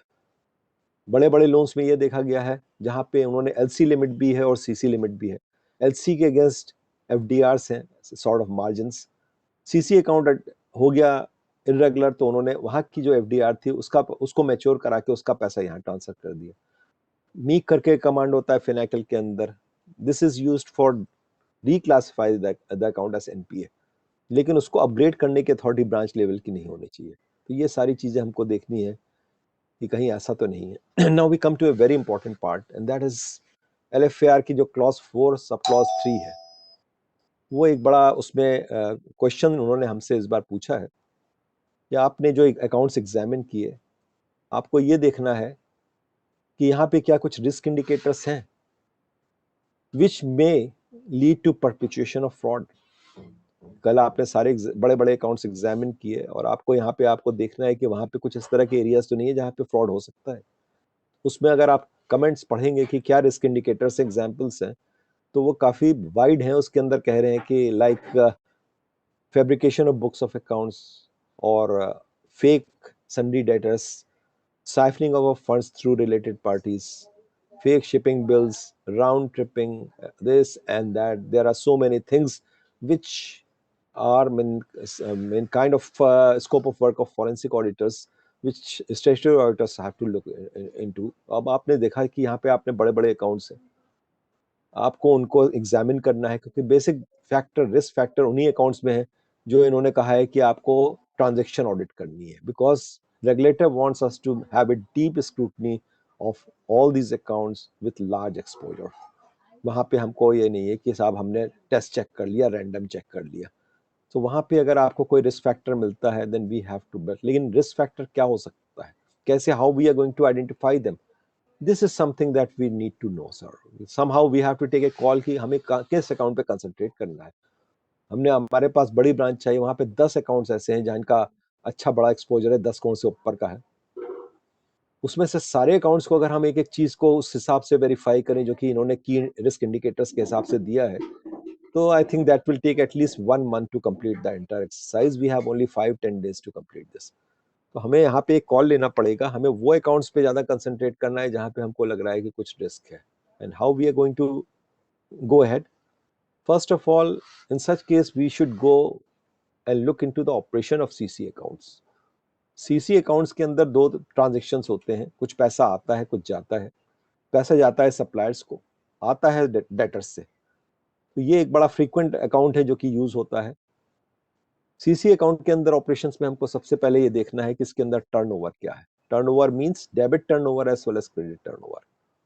क्या पार्टी के सेल्स जो वो दिखा रही है और वो जो टर्नओवर बुक्स में जो अकाउंट में आ रही है, क्या दोनों आपस में मैच करते हैं। बैंक जब भी असेस करता है वो टर्नओवर के हिसाब से करता है असेस को, और अपने अप्रेजल में भी लिखता है कि अकाउंट में कितनी टर्नओवर हुई। उसकी एक्चुअल टर्नओवर जो थी सेल्स, वो तो एक अलग चीज है, उसको रिकंसाइल करता है। 15-20% का वो टॉलरेंस भी उसमें रखता है। अगर ज्यादा डाउनफॉल है तो वो पार्टी से एक्सप्लेनेशन भी मांगता है। क्या आपको अप्रेजल के अंदर ये दिख रहा है कि वो पार्टी का टर्नओवर जो सेल थी एक्चुअल में वो 50 करोड़ की थी, और उसके अकाउंट के अंदर जो टर्नओवर आ रही है, डेबिट या क्रेडिट टर्नओवर, वो आ रही है 1 करोड़ की या 2 करोड़ की। जैसे बिग ह्यूज डिफरेंस। क्या बैंक ने कोई एक्सप्लेनेशन मांगी? क्या कुछ इस तरह की एक्सप्लेनेशन आई कि उसने कहा है कि साहब मैं तो एक ही पार्टी से डील करता हूँ, इसलिए मेरी टर्नओवर इसके अंदर नहीं आती, मैं उसको सेल करता हूँ और उसी से परचेज करता हूँ। Now this will be a big indicator. हो सकता है वो पार्टी बोगस हो। वी नीड टू वेरीफाई कि कौन पार्टी है, क्या उसकी रिलेटेड पार्टी है, क्या यहाँ पे सर्कुलर ट्रेडिंग हो रही है कि दोनों एक दूसरे के ऊपर बिल काट रहे हैं, वहां पे एक्चुअल सेल परचेज नहीं है। This we need to. हालांकि ऐसे केसेस में आपको मिल जाएगा कि जीएसटी रिटर्न में भी वो लोग सारी अपनी सेल दिखा रहे होंगे, the books of accounts will be proper, but possibly this could be a case of circular trading. या ये भी हो सकता है कि उस पार्टी ने कहीं पे एक बैंक अकाउंट खोला हो और सारा के सारा पैसा उसी के थ्रू रूट कर रहा हो। Now this is a big indicator and this will be a big violation of RBI guidelines. RBI ने 6 अगस्त 2020 को एक सर्कुलर दिया है। सिंपली ये कहा है कि किसी का भी अगर सीसी अकाउंट है या ओडी अकाउंट है, and that includes OD against FDR also, उसका सीसी अकाउंट, उसका करंट अकाउंट कहीं भी नहीं हो सकता। और कोई करंट अकाउंट अगर उसका पहले से चल रहा है तो by 15 December this has to be closed. आपको ये देखना है कि कहीं वो साइफन ऑफ तो नहीं कर रहा फंड थ्रू अदर अकाउंट्स। क्योंकि आरबीआई ने जो विलफुल डिफॉल्टर की डेफिनेशन दी है उसमें 4 कंडीशंस दी है। One of them is diversion of funds, और डायवर्जन ऑफ फंड्स में 5 कंडीशंस दी है। उसमें से एक कंडीशन ये है कि if there is an unauthorised operation of any current account out of consortium, और यहाँ बैंक को बिना बताए कहीं पे चल रहा हो, so this is a case of wilful default also. ये देखना है सर कि हमारे को कहीं ऐसा तो नहीं, टर्नओवर को देखना है। टर्नओवर के बाद हमको ये देखना है कि अकाउंट के अंदर बैलेंस कैसे फ्लक्चुएट हो रहा है। अगर वो स्टेगनेंट है, this is a worrying factor. क्या ऐसा अकाउंट है कि जिसके अंदर सिर्फ इंटरेस्ट ही सर्व हो रहा है, या बैलेंस ही स्टेगनेंट रह रहा है, फ्रीक्वेंट टीओडी हो रही है, फ्रीक्वेंट एडहॉक के रिक्वेस्ट हो रही है, पार्टी के बैलेंस फ्लक्चुएट नहीं हो रहा। आप स्क्रूटनाइज करेंगे, पार्टी का सैंक्शन लिमिट थी 10 करोड़, पार्टी का कभी बैलेंस आ गया 1 करोड़, कभी 50 लाख आ गया, कभी वो 10 करोड़ यूज हो रहा है। If there is such a fluctuation, healthy sign की ये अकाउंट ठीक चल रहा है। अगर वो स्टेगनेंट है, फ्रीक्वेंट डिवॉल्वमेंट ऑफ एलसीज हो रही है, बैंक गारंटी बार बार इन्वोक हो रही है, बार बार रिटर्निंग ऑफ चेक्स है, I think this is a worrying factor कि समथिंग इज नॉट प्रॉपर. अगर ये चीज आपको मिलती है, you can go ahead and check up the stock statement of this party. Stock statement भी एक बिग इंडिकेटर है. आप पिछले साल की बैलेंस शीट से, ऑडिटेड बैलेंस शीट से 31 मार्च 20 की जो स्टॉक्स उसने वहां पे डिक्लेयर किए ऑडिटेड बैलेंस शीट में, जो स्टॉक स्टेटमेंट में दे रहा है, दोनों को कंपेयर करें. Possibly you will find a big difference. जो स्टॉक स्टेटमेंट में हाईली इन्फ्लेटेड स्टॉक्स दे रहा है, which are not matching with the audited balance sheet. What you can do in this case, you can make the account NPA by obtaining figures of purchases and sales of this year. कोई भी party ये नहीं कही कि मेरा audited balance sheet के अंदर stock जो दिया गया है वो गलत है. स्टॉक स्टेटमेंट की तो वो कह सकता है कि ये प्रोविजनल थी, बैलेंस शीट फाइनल नहीं थी. बैलेंस शीट की फिगर फाइनल है. जो फिगर उसने दी उसमें हमने पूरे साल की परचेज ऐड करी, सेल्स लेस करी, उसको जो है जितना निकल रहा है स्टॉक्स, क्या वो स्टॉक स्टेटमेंट के स्टॉक से मैच कर रहा है? अगर दोनों में डिफरेंस मिलता है, आप सीधे से ये पूछ सकते हैं कि why this account should not be declared as NPA. क्योंकि अगर हम इस मेथड से डीपी निकालते हैं तो ये अकाउंट 90 डेज से ऊपर से कंटिन्यूअसली ओवरड्रॉन है. It's overdrawn through out the year. So this is one indicator that you can look into. आपको स्टॉक स्टेटमेंट के अंदर डब्ल्यूआईपी या स्टॉक इन ट्रांजिट की फिगर बहुत हाई दिखती है. This could be one indicator. क्या डीपी अगेंस्ट स्टॉक्स कम होती जा रही है और डीपी अगेंस्ट बुक डेट्स बढ़ती जा रही है? This could be indicator that he has sold off the stocks, not deposited the proceeds. Cash में सारा स्टॉक्स को सेल कर दिया. चूंकि उसके बुक्स में स्टॉक्स आ रहा है, उसने कुछ शेल कंपनीज क्रिएट करी, फैब्रिकेटेड कंपनीज, सिस्टर कंसर्न्स, उनके नाम से बोगस बिल काटे, यहां से स्टॉक्स कम किए, और वो सारा के सारा पैसा वहां पे कंसंट्रेट हो गया डेटर्स में, विच आर बोगस. वहां से पैसा आना नहीं, ultimately the account will become NPA. So these are the indicators that something is wrong. You can write them. Balance sheet देखिए, ऑडिटेड बैलेंस शीट में आपको बहुत सारी चीजें मिल सकती हैं. In one case I read during the appraisal of one account कि वो कह रहा है कि साहब 42 करोड़ रुपीस की जो है एक्सेस प्रोविजन किया गया है डेफर्ड टैक्सेस का. That means profits have been inflated and deferred tax figure has been inflated also, which is non-compliance of AS 22. ये देखना है सर हमको. क्या हमको ऐसा दिख रहा है कि कुछ एडवांस टू सप्लायर्स दिया गया है, huge amount is there and that is appearing since last 2 3 4 years. This could be a diversion of funds. क्या ऐसा है कि सारे डेटर्स पार्टी के बिलो 6 months हैं, जहां हम एज वाइज क्लासिफिकेशन दे रहे हैं, बड़ी सेल है, लेकिन सारे डेटर्स जो है बिलो 6 months हैं? बड़ा इंडिकेटर है कि something is wrong, because this is not possible. किसी की 500 करोड़ की टर्नओवर है, उसका 1 रुपया भी अब 6 months नहीं हो. That could be something. क्या पार्टी का 90% या 80% बिजनेस सब्सिडरी कंपनी या रिलेटेड पार्टी से हो रहा है, जो आप डिस्क्लोजर्स लास्ट में आते हैं, related party disclosure? This could be one thing. क्या कोई आपको ऐसा आइटम दिख रहा है बैलेंस शीट में या P&L में which is I mean showing some kind of indicator? जैसे अभी हमने एक जगह किया क्रेडिट ऑडिट, वहां पे 2000 करोड़ की उसकी टर्नओवर थी, 700 करोड़ का टोटल एक्सपोजर था बैंक में, 4 बैंक्स थे. पार्टी के B&L के अंदर एक बड़ा छोटा सा आइटम था, exceptional profits, exceptional receipt, just 12 lakh rupees, which was not looked by the banks at the time of appraisal. और जब उसके नोट्स ऑन अकाउंट्स में देखा तो वो कह रहा है कि साहब ये पैसा आया कैसे, मतलब what does it represent. 60 crore rupees party ने फॉरफिट किए, जो उसने किसी से लिए थे against sale of land. Advance लिया होगा किसी पार्टी से 60 करोड़ रुपीस, कॉन्ट्रैक्ट नहीं पूरा हुआ, दे फॉरफिटेड इट, और उसके अगेंस्ट 59 करोड़ 88 लाख रुपीस के बैड डेट्स राइट ऑफ किए. Now this is alarming because this is an operational loss. Party is unable to recover the dues. अगर वो P&L में दिखाता, बैंक उसको जो है करता, ऑब्जेक्शन करता. So this is something that we need to look into कि कहीं कोई इस तरह के आइटम्स तो बैलेंस शीट में नहीं आ रहे. एक पार्टी को जो है 1 करोड़ रुपए का कंडीशन थी, स्टिपुलेशन, कि उसको अपने कैपिटल को 1 करोड़ रुपए तक बढ़ाना है. By the end of the year जब बैलेंस शीट आई, 1 crore rupees capital was already there. उसका पैसा बैंक अकाउंट में नहीं आया, लेकिन कैपिटल में आ रहा है 1 करोड़ रुपए, इंक्रीज हो गई उसकी 1 लाख से 1 करोड़ रुपए. बैंकर्स वर हैप्पी कि उसकी जो है कंप्लायंस हो गई टर्म्स ऑफ सैंक्शन की. लेकिन अगर उसके असेट साइड में देखो तो वहां पे चेक्स इन हैंड आ रहे हैं 1 करोड़ रुपए के, और ऑडिटर नीचे नोट्स में दे रहा है कि till date of signing off the balance sheet these cheques have not been cleared. आपको ये देखना है सर, ऐसी तो एंट्रीज नहीं है. These are the indicators. आप यूनिट विजिट देखेंगे, रिपोर्ट या स्टॉक ऑडिट रिपोर्ट देखेंगे, वहां भी आपको अलार्मिंग सिग्नल्स मिलेंगे. So by going this 3 or 4 processes you will be able to identify कि ये एक अकाउंट ऐसा है जहां पे रिस्क फैक्टर है. तो यहाँ पे आपको सारी जितने भी रिस्क फैक्टर्स हैं और हो सकता है आपको विजिट भी करनी पड़े यूनिट में, जाके आप देखिए और अपनी रिपोर्ट उसी हिसाब से कंपाइल कीजिए, because here you cannot make any compromise, यहाँ पे आपके लिए कोई भी नहीं है। केस एक आपसे शेयर करता हूँ, शक्ति भोग फूड्स लिमिटेड से big exposure to Bank of Baroda, काफी 3-4 हजार करोड़ का था। पार्टी के नोटिस उन्होंने दी बैंक ऑफ बड़ौदा ने डायरेक्टर को, बोरोवर को, गारंटर्स को कि why your account should not be declared as wilful defaulter. कहते हैं कि आपका अप्रैल 15 से दिसंबर 15 तक जितने भी स्टॉक्स था that was on an average 3514 crore rupees, लेकिन जब ऑडिटेड बैलेंस शीट आई 31 मार्च 2016 की 235 करोड़ का रह गया, huge shortfall of 3035 crore. Party का एक्सप्लेनेशन था कि pest, due to pest it has been damaged, ये टेबल्स थे डैमेज हो गए।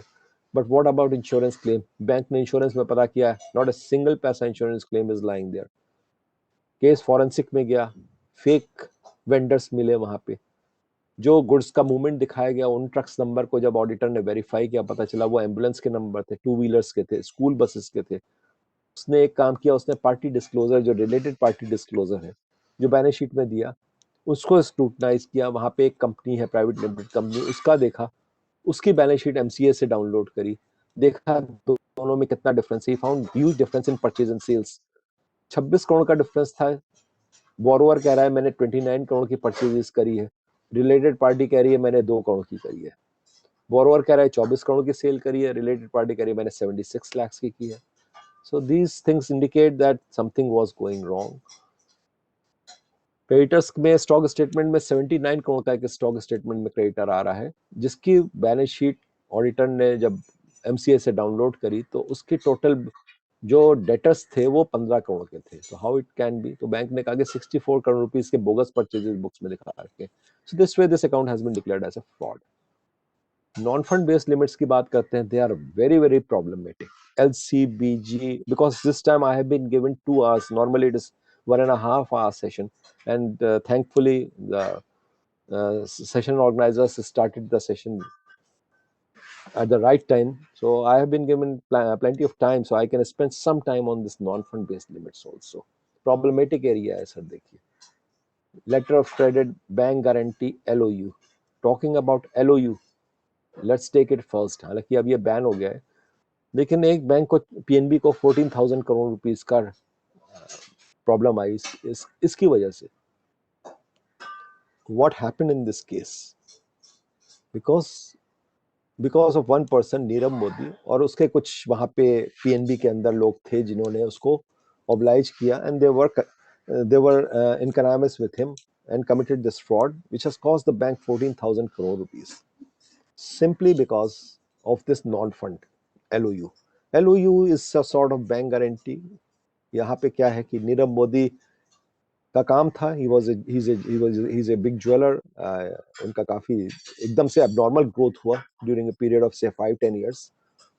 He had created certain shell companies in tax havens, वहां पे उन्होंने अपने कंपनीज बनाई, सप्लायर्स दिखाए कि इनसे जो है मुझे मटेरियल खरीदना है डायमंड्स को। उसके बाद उन डायमंड्स का जो पेमेंट करना है उसको सप्लायर्स को, उसके दो तरीके होते हैं, या तो उसको फॉरेन फंड्स अरेंज कराए, बाहर से पैसा मिल जाए लोन, या फिर वो इंडिया से अपने लोकल फंड्स को यूज करके पे करे। तो नॉर्मली जो इंपोर्टर है उसको बाहर के फंड्स बड़े चीप पड़ जाते हैं, क्योंकि वो they are at very low cost, labour से कनेक्टेड होते हैं। So after hedging and all that 5-6% में उनको लोन मिल जाएगा, as compare to 13-14% here in India. तो इससे नॉर्मल प्रैक्टिस, जहाँ पे एक इंपोर्टर को अगर अपने सप्लायर्स को पे करना है, तो just like in case of Nirav Modi, he approach bank PNB कि साहब मेरा जो है पेमेंट फॉरेन फंड से करा रहे हैं। PNB ने बाहर के बैंक्स को जो है कांटेक्ट किया, जो चीपेस्ट रेट था वो कन्वे किया गया नीरव मोदी को, ही एग्रीड। उसके बाद जो बाहर के बैंक्स हैं, या तो इंडियन बैंक की ब्रांचेस हैं या फॉरेन बैंक्स हैं, उन्होंने on the basis of guarantee given by PNB, and that is where LOU comes into picture. PNB ने गारंटी दी कि अगर आप ये पैसा जो कि रिक्वेस्ट मेरे बोरोवर के बिहाफ पे है उसके सप्लायर्स को पे कर देते हैं, तो जब ड्यू डेट आएगी इन लेटर ऑफ अंडरटेकिंग्स की, जब भी ड्यू डेट आएगी उस समय I am responsible for making payment to you. This is what it happens in case of foreign transactions. और ये जो गारंटी दी गई, दिस LOUs, ये एक सिस्टम से गई जिसको बोलते हैं स्विफ्ट। स्विफ्ट एक सिस्टम है फॉरेन एक्सचेंज के अंदर फॉरेन ट्रांजेक्शन्स के लिए, जिससे सारे वर्ल्ड वाइड सारे कनेक्टेड हैं, इससे कोई पैसा नहीं जाता, नथिंग गोज और comes in, but all the banks are connected with the SWIFT system, और जो भी मैसेज जाता है it is binding. If it is accepted by the bank, it is binding on both the banks, the bank which is issuing and the bank which is accepting. तो यहाँ पे LOUs जो गए, जो बैंक गारंटी गई PNB की तरफ से on behalf of Nirav Modi, it went through Swift. Swift से जो है वहां के बाहर के बैंक ने उसको एक्सेप्ट किया, because they are sure of the payment on the due date, because this is a sort of bank guarantee given by PNB। उन्होंने इतना पैसा जितना रिक्वेस्ट किया था उतना पैसा वहां के नॉस्ट्रो अकाउंट में PNB के दिया और आगे सप्लायर्स को पेमेंट हो गया। अब लेटर ऑफ अंडरटेकिंग जो स्विफ्ट के थ्रू गए, उनकी एक डेट थी, ड्यू डेट, उस ड्यू डेट पे उनका पेमेंट नहीं किया गया। कायदा तो यह है कि उतना पैसा नीरव मोदी को PNB को देना था, PNB को आगे पेमेंट आगे बैंक्स को देना था। इनका रोल ओवर होता गया। Over a period of 7 years 1212 LOUs were issued, 14,000 crore रुपए के ट्रांजेक्शन हुए, और हर बार ये रोल ओवर हो जाते थे। पहली LOU कैंसिल हो जाती थी, दूसरी LOU नई इशू होती थी, that is of fresh amount plus the interest for that period जो पहले LOU का था। तो ये रोल ओवर होते गए। नीरव मोदी का वहां पे कोई सैंक्शन लिमिट नहीं थी, कोई मार्जिन नहीं था, कोई सिक्योरिटी नहीं थी, कोई डॉक्यूमेंट्स नहीं थी, और इतनी सारी लायबिलिटी जो है वो बैंक के सर के ऊपर थी, but it was not reflected in the books of accounts because Swift was not connected with CBS। आज की डेट में सारे स्विफ्ट की जो है वो CBS से है, CBS से एंट्री होती है और सीधे डायरेक्ट स्विफ्ट में जाती है और वहां से जो है सारा होता है। तो पहले बुक्स के अकाउंट्स में जो है उनकी एंट्री होती है, रिकॉर्ड होती है, लायबिलिटी क्रिएट होती है। यहाँ 14,000 करोड़ रुपए की बैंक के ऊपर लायबिलिटी थी, जिसका कहीं पे भी अकाउंट्स के अंदर कोई भी रिफ्लेक्शन नहीं था। बैंक गारंटी अगर कोई इशू करता है तो बैंक गारंटी की कॉन्ट्रा एंट्री होती है, LC इशू होता है उसकी कॉन्ट्रा एंट्री होती है। तो अगर कोई लेटर ऑफ क्रेडिट इशू होता है या बैंक गारंटी इशू होती है तो जो ऑडिट करता है वो ये पूछता है कि ये बैंक गारंटी जो आपने इशू की है इसमें पार्टी की कितनी लिमिट है, क्या सैंक्शन है, उसके अगेंस्ट क्या डॉक्यूमेंट्स दिए गए, क्या मार्जिन दिए गए, what are the terms of sanction, और उसके बाद वो देखता है उसकी बुक्स में क्या एंट्री है। But since these were not recorded in the books of accounts, this was a liability which was on the bank but was not reflected in the books of accounts. The only mistake the auditors made, because पहला part तो खत्म हो गया, the only mistake with the auditors made every year वो थी घोष जलाने committee. उसमें पूछा जाता था कि क्या स्टाफ रोटेशन होता है। The person who was there, he was there for 7 years on the same seat, he was promoted 3 times but he never went। तो ये हर एक आदमी यही लिख रहा था, यस दो इट इज रॉन्ग, वहां पे वो नहीं हुआ। Coming to the other part, that is LC, letter of credit. क्या होती है, we are discussing this non fund limit. Letter of credit वहां होती है जहां पे एक सप्लायर है और एक बायर है, और सप्लायर अपने पेमेंट का एश्योरेंस चाहता है, because he does not want to sell the goods on credit unless and until that assurance, that guarantee is given by someone। और वो गारंटी कौन दे रहा है, वो बायर का बैंक दे रहा है, through one document which is called letter of credit. And this is absolutely risky, ये बहुत ही इंपॉर्टेंट है। और इस बार आपसे LFR में पूछा गया है वो केसेस जहां पे LCs डिवॉल्व हो गई, पैसा नहीं आया, जहां पे राउंड ट्रिपिंग है, या जहां पे डिवॉल्वमेंट के बाद नॉन फंड्स को इंटरचेंजेबिलिटी में अलाउ किया गया है फंड्स बेस में, because these are all fraud prones. तो इसके लिए थोड़ा सा कॉम्प्लिकेशन है लेटर ऑफ क्रेडिट में कि ये होता क्या है। That is very simple. एक सप्लायर है, उसने बायर को गुड्स सेल किए क्रेडिट पे, बायर ने अपने बैंक में अप्रोच किया, उसकी दो तरह की लिमिट्स है, cash credit and later of credit. Bank ने देखा उसकी क्रेडेंशियल्स वगैरह ठीक है, सैंक्शन है, उसने एक लेटर ऑफ क्रेडिट इशू किया, एक तरह की गारंटी दी सेलर को कि जब आपके बिल्स ड्यू होंगे तो उसका पेमेंट की जिम्मेवारी मेरी है। तो ऐसे केस में क्या होगा कि जब बिल्स आएंगे, सेल हो गई, सेल होने के बाद बायर के पास स्टॉक्स आ गए, सारे डॉक्यूमेंट्स जो कि सेल बिल है, ट्रांसपोर्टर रिसीट है, पैकिंग स्लिप है, एवरीथिंग, वो सेलर ने बायर को भेजा, बायर के बैंक को, with a request to make the payment through its own bank. वो सारा ट्रांजेक्शन आता है यहाँ पे। यहाँ का जो बैंक है जिसने LC इशू की है वो बायर को कहेगा कि इतना पैसा आप अपने CC अकाउंट में अनअवेल छोड़ें, आपकी 10 करोड़ की लिमिट है, 2 करोड़ के बिल्स आए हैं तो आप 8 करोड़ से ज्यादा अवेल ना करें, 2 करोड़ छोड़ें, ताकि जिस डेट में बिल प्रेजेंट हुए उस डेट में CC अकाउंट को पेमेंट किया जाए और उतना पैसा वहां रेमिट किया जाए सप्लायर को। LC डिवॉल्वमेंट क्या होता है कि उतना पैसा उसके CC अकाउंट में अनअवेल्ड नहीं था, उसने 10 के 10 करोड़ रुपए पूरे अवेल कर रखे। अब 2 करोड़ रुपए बैंक को देने ही देने हैं, क्योंकि उसने एलसी इशू की हुई है। 2 करोड़ उसके पार्टी के सीसी अकाउंट में डेबिट होंगे और पैसा आप सप्लायर को चला जाएगा। 2-3 दिन बाद पार्टी ने जो बायर है उसने अपना पैसा जमा करा दिया, अकाउंट रेगुलराइज हो गया। As such there is no problem, but the problem arises where there are accommodation bills, जहां पे सप्लायर और बायर दोनों ही एक पार्टी है, दोनों आपस में मिले हुए हैं, उन्हें बैंक को चीट करना है। ऐसे में एक्चुअल में कोई सेल परचेज नहीं होती, सप्लायर भी वही है, बायर भी वही है, उन्होंने बोगस बिल काटे, transporter receipt in proof of transportation of goods, जो जीआरस हैं दे आर ऑल फेक। और उसके बाद जब एलसीज के अंडर जो है बिल्स प्रोड्यूस होते हैं, पैसा सीसी पहले ही से साइफन ऑफ किया है, बैंक फिर उसके अकाउंट को सीसी अकाउंट को डेबिट करता है और पैसा सप्लायर को पे करता है। सीसी अकाउंट यहाँ ग्रॉसली आउट ऑफ ऑर्डर हो जाता है और वो पैसा बायर के सप्लायर के पास चला जाता है। चूंकि सप्लायर और बायर दोनों एक ही हैं, दोनों पैसा लेके जो है साइफन ऑफ कर देते हैं उसको। तो इसीलिए कहा गया है कि अगर सपोज बैंक ने अगर उस नॉन फंड लिमिट को कन्वर्ट कर दिया फंड में, इंटरचेंजेबिलिटी अलाउ कर दी, बैंक कहता है जी मेरे तो 50 करोड़ की आपकी सीसी लिमिट है, 10 करोड़ की एलसी है, और 10 करोड़ की एलसी के सारे बिल्स आ गए और एलसी बैलेंस आ गया 60 करोड़ का सीसी के अंदर, और बैंक ने कहा दिया आपको 100% इंटरचेंजेबिलिटी मैंने अलाउ कर दिया, आप चाहे सीसी लिमिट यूज करो चाहे एलसी लिमिट यूज करो। That is wrong after devolvement, before that it's okay, after that you can not. तो हमारे को risk mitigation, because now they are asking all this thing, we have to understand what does it mean and what does round tripping mean. Risk mitigation auditor का क्या है? पहले हमें देखना है LC should be issued as per sanction letter, movement of goods should be supported by GRs of approved transporters, satisfactory credit report. I am taking few cases, case laws, real case studies which have come across my career as a forensic auditor or concurrent auditor. This is one case which we have come across. We started the audit of this branch on 1st July 2013. तब थे 23 लाख के NPA, जब finish किया 30 जून 2015 को 405 करोड़ के NPA हो गया out of 430 crore. There was one party, उसका पहले अकाउंट ठीक था, बाद में वो सीसी अकाउंट खराब होने लगा, एलसी इशू की गई थी, एलसी इशू होने के बाद जो है वो जिस पार्टी के पास, जिस बैंक में, जिस सप्लायर के पास गई, वहां वो पैसा जाने लगा, क्योंकि पार्टी के पास सीसी अकाउंट में इतना पैसा नहीं था। Now this became a worrying factor. सारी एलसी जो इशू हुई थी वो एक ही सिंगल पार्टी के फेवर में इशू होती थी।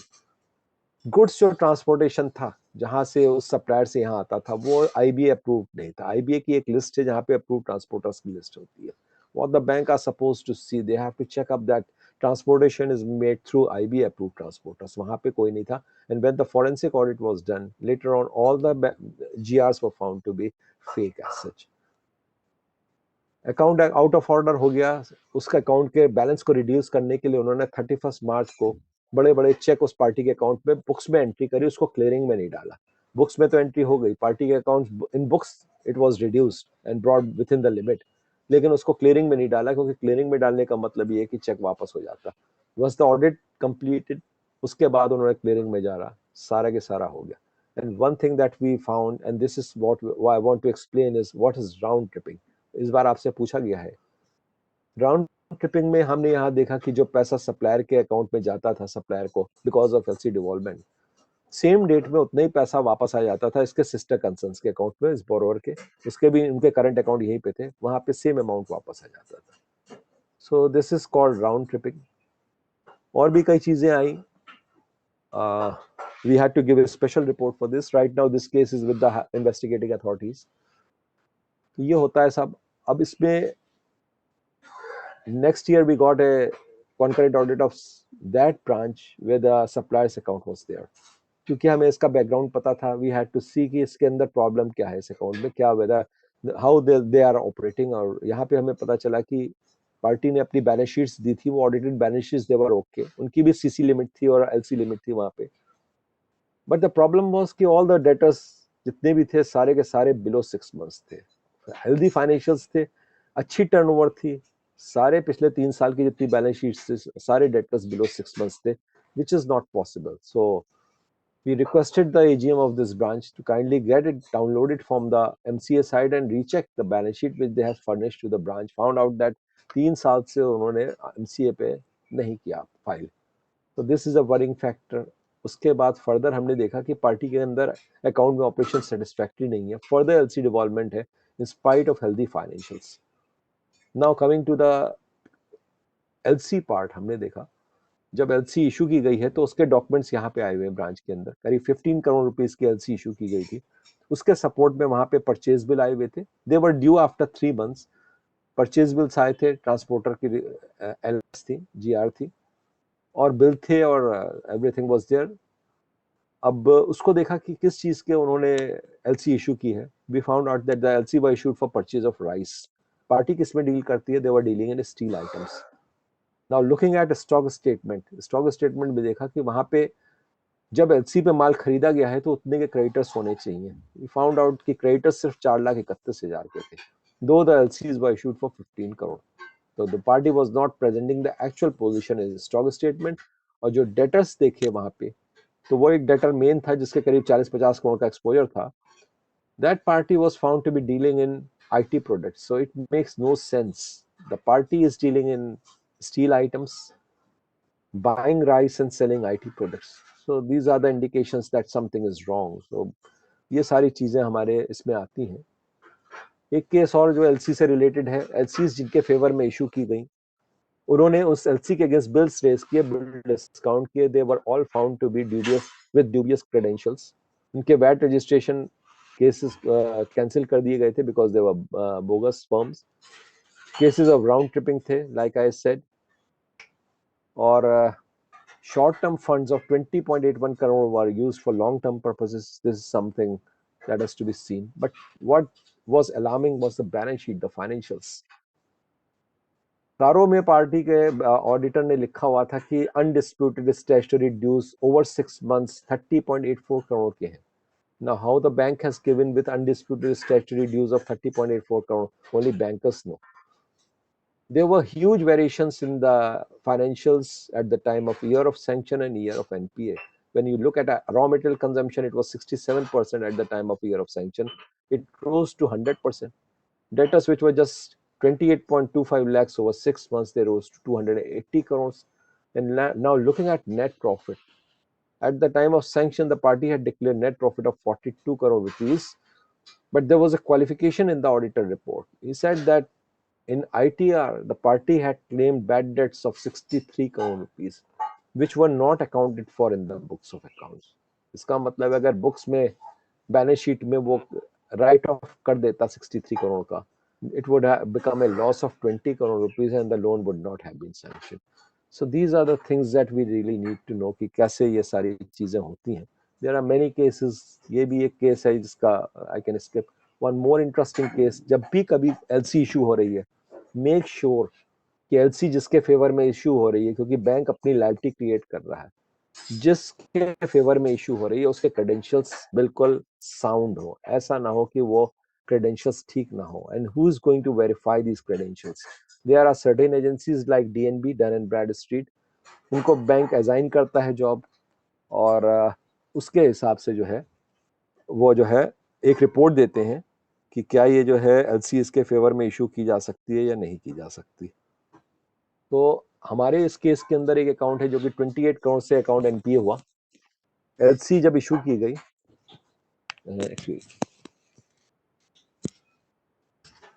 अरे उसको बंद कराओ, बहुत खपड़ा कर रही है। जब एलसी इशू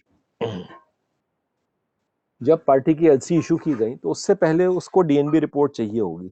उन्हें ये देखना है कि क्या पार्टी जिसके फेवर में एलसी इशू हो रही है, क्या वो क्रेडिट एक्चुअल में मतलब वो उसकी वर्थ इतनी है या नहीं है, उसको करना चाहिए नहीं। तो डीएनबी वाले उसकी जो है सारी रेटिंग देते हैं, तो वो पहले से उसकी रेटिंग जो है देख के उसको करना है।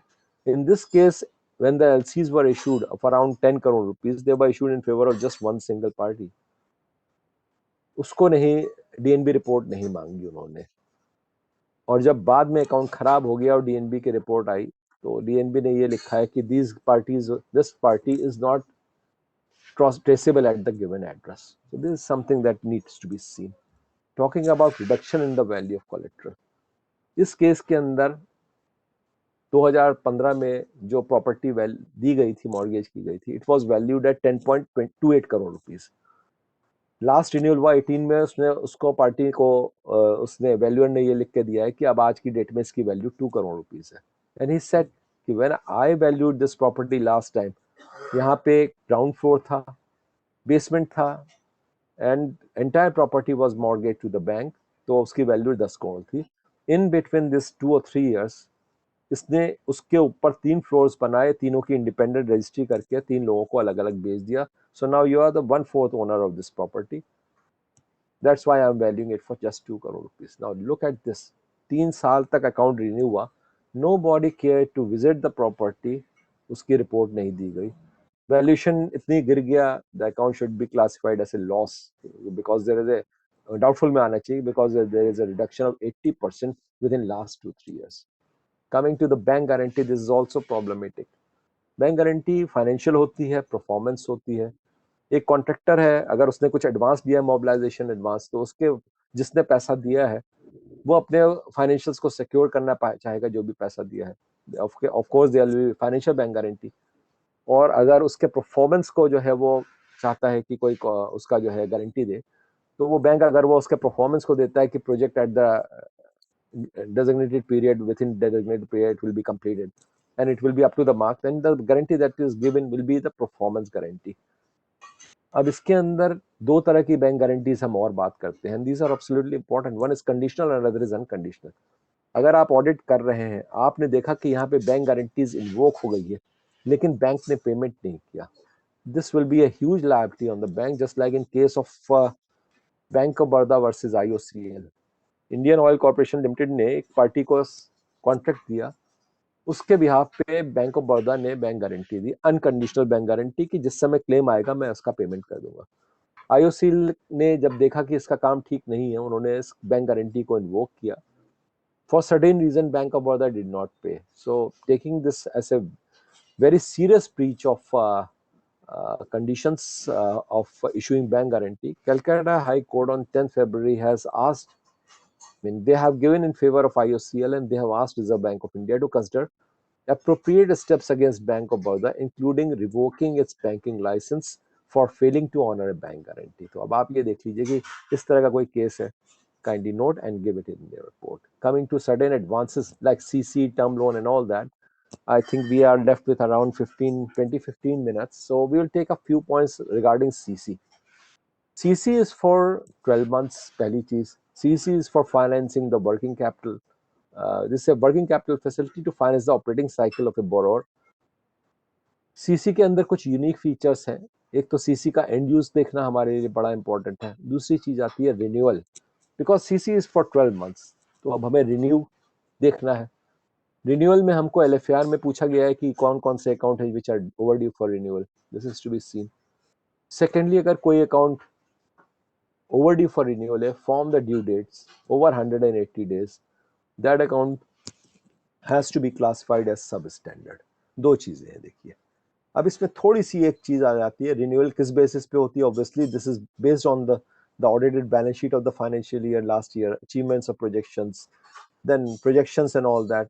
तो ये रिन्यूअल प्रोसेस हो गया. But what happens in case party papers नहीं दे पाई, रिन्यूअल ड्यू हो गया लेकिन पेपर्स नहीं आए. ऐसे में अगर हमने उसकी डेट नहीं बढ़ाई सिस्टम में, तो उसका अकाउंट के अंदर जो है फिर ऑपरेशन अलाउ नहीं होंगे, चेक्स बाउंस हो जाएंगे and there can be many implications.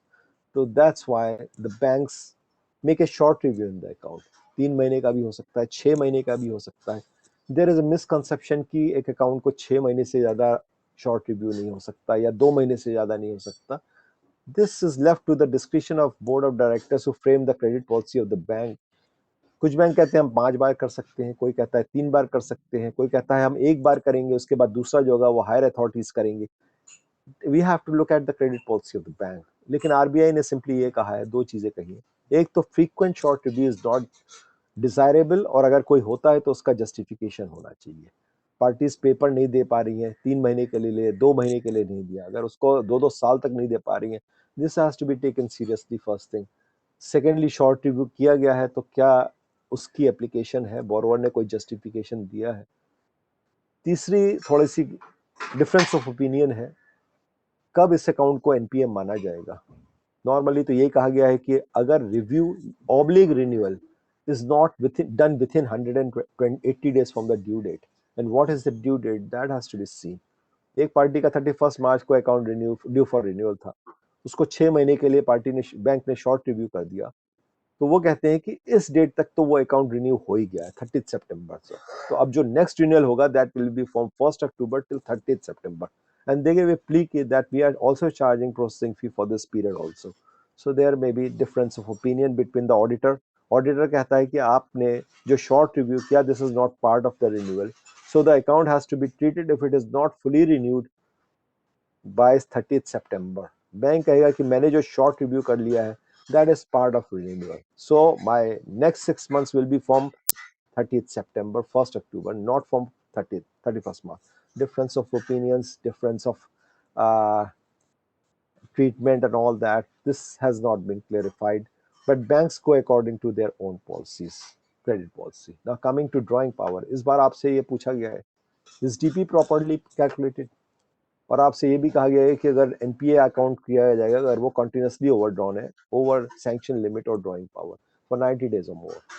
Drawing power calculate होती है स्टॉक स्टेटमेंट के बेसिस पे। ड्राइंग पावर अगर सैंक्शन लिमिट से कम है तो पार्टी को ड्राइंग पावर तक ही जो है पैसा अलाउ किया जाएगा सीसी में, और ड्राइंग पावर सैंक्शन लिमिट से ज्यादा है तो सैंक्शन लिमिट तक दिया जाएगा। And as far as stock statement is concern, 3 parameters are there. First is the stocks, value of stocks. Second is creditors and third is book debts. 3 चीज के ऊपर ये जो है कैलकुलेट होती है, और इस तरह से इसको कैलकुलेट किया जाता है। DP against stocks, total stocks, और उसमें से ऑब्सोल्यूट स्टॉक्स निकालेंगे, ट्रेड पेबल निकालेंगे, मार्जिन निकालेंगे, and whatever is left that will be DP against stocks. DP against book debts will be total book debts. उसके ऊपर हमें स्टॉक स्टेटमेंट में 2 चीजें मिलेंगी, एक तो कितनी एज तक ड्राइंग पावर का बुक डेट्स का कैलकुलेशन होगा, 90 डेज, 120 डेज, और कितना मार्जिन है। बुक डेट्स के अंदर भी मार्जिन दिया गया होगा, स्टॉक्स के अगेंस्ट भी दिया गया होगा। आपको दोनों ही चीजों का मार्जिन निकाल के आपको डीपी कैलकुलेट करनी है, और दोनों को जब हम ऐड करेंगे तो हमारी टोटल ड्राइंग पावर आएगी। और आपने इस हिसाब से निकाला, लेकिन आपने देखा कि वो तो जो है ड्राइंग पावर जो आप कैलकुलेट कर रहे हैं और जो बैंक कैलकुलेट कर रहा है दोनों में डिफरेंस है। They can be differences for various reasons. हर एक बैंक की अपनी पॉलिसी है। RBI has not prescribed any method of calculation of drawing power. हो सकता है आपको ऐसा डीपी क्वेश्चन आए कि जहां पे स्टॉक्स कम है, ट्रेड पेबल ज्यादा है, डीपी अगेंस्ट स्टॉक्स नेगेटिव आ जाती है, और जब आप डीपी अगेंस्ट बुक डेट्स निकाल रहे हैं तो वो पॉजिटिव है। तो ऐसे में हमें क्या लेना है, हमको दोनों को प्लस माइनस करना है या क्या करना है, that we need to see. अब इसके लिए आपको बैंक की पॉलिसी देखनी पड़ेगी, credit policy. Like in case of ICICI bank, they take DP against stock if it is in minus. वो कहते हैं कि साहब आपको इसको जीरो लेना है और डीपी अगेंस्ट बुक डेट्स को कंसिडर करना है for calculation of total drawing power. अगर ऐसा केस है then we have to go according to their method of calculation of drawing power. कुछ बैंक है जैसे पीएनबी है, उन्होंने ये किया है सिस्टम की जो डेटर्स है above 90 days but up to 180 days, उसमें से क्रेडिटर्स को लेस किया जाता है। प्लस माइनस जो भी है उसको पहले सेट ऑफ किया जाएगा क्रेडिटर्स को from those debtors who are above 90 days but up to 180 days. उसके बाद जो क्रेडिटर्स बच गए उनको स्टॉक्स में से कम किया जाता है। If this is the method being followed by the bank, we have to go according to their method of calculation. कुछ बैंक ऐसे हैं जो कि एक लेवल तक के क्रेडिटर्स को इग्नोर करते हैं। वो कहते हैं कि ये एक्सेप्टेबल वैल्यू ऑफ क्रेडिटर्स है जो कि डीपी पर्पस के लिए नहीं लिया जाएगा। For example in state bank of India और बैंक ऑफ इंडिया कुछ बोरोर्स के, तो ये आपको सैंक्शन लेटर में देखना पड़ेगा कि कितने तक के क्रेडिटर्स ऐसे हैं जो कि उस वैल्यू तक के उसको जो है स्टॉक स्टेटमेंट में आपको नहीं देना है। अगर ऐसा है तो in that case we will have to follow the method which is being prescribed in the credit policy of the bank. कुछ और भी पार्ट्स हैं जो कि डीपी के लिए हैं। क्या जो एडवांसेस दिए गए हैं for supply of goods, whether they have to be taken for the calculation of DP. अगर सैंक्शन लेटर में दिया गया है only then we have to take, otherwise we can not take advance against supply of goods for DP calculation, क्योंकि DP calculation जो है वो book dates के अगेंस्ट होती है। एसोसिएट कंसर्न्स की बात आती है, whether they have to be calculated. अगर सैंक्शन लेटर में लिखा गया है कि associate concern book debts have to be excluded, we need to exclude them. Export debtors, अगर सपोज कुछ एक्सपोर्ट्स हो रहे हैं क्या उनको भी हमें डीपी कैलकुलेशन में लेना है? Personally I would say no, because SARFAESI act and other acts are not applicable on export debtors. जो भी डेटर्स हाइपोथिकेट किया जा रहा है उसमें बैंक को राइट होता है कि वो उन डेटर्स से पैसा डायरेक्टली रिकवर कर सकता है इन case of default by the party. तो ऐसे केसेस में एक्सपोर्ट डेटर्स में से रियलाइजेशन नहीं होगा। So there are various things that we need to look into.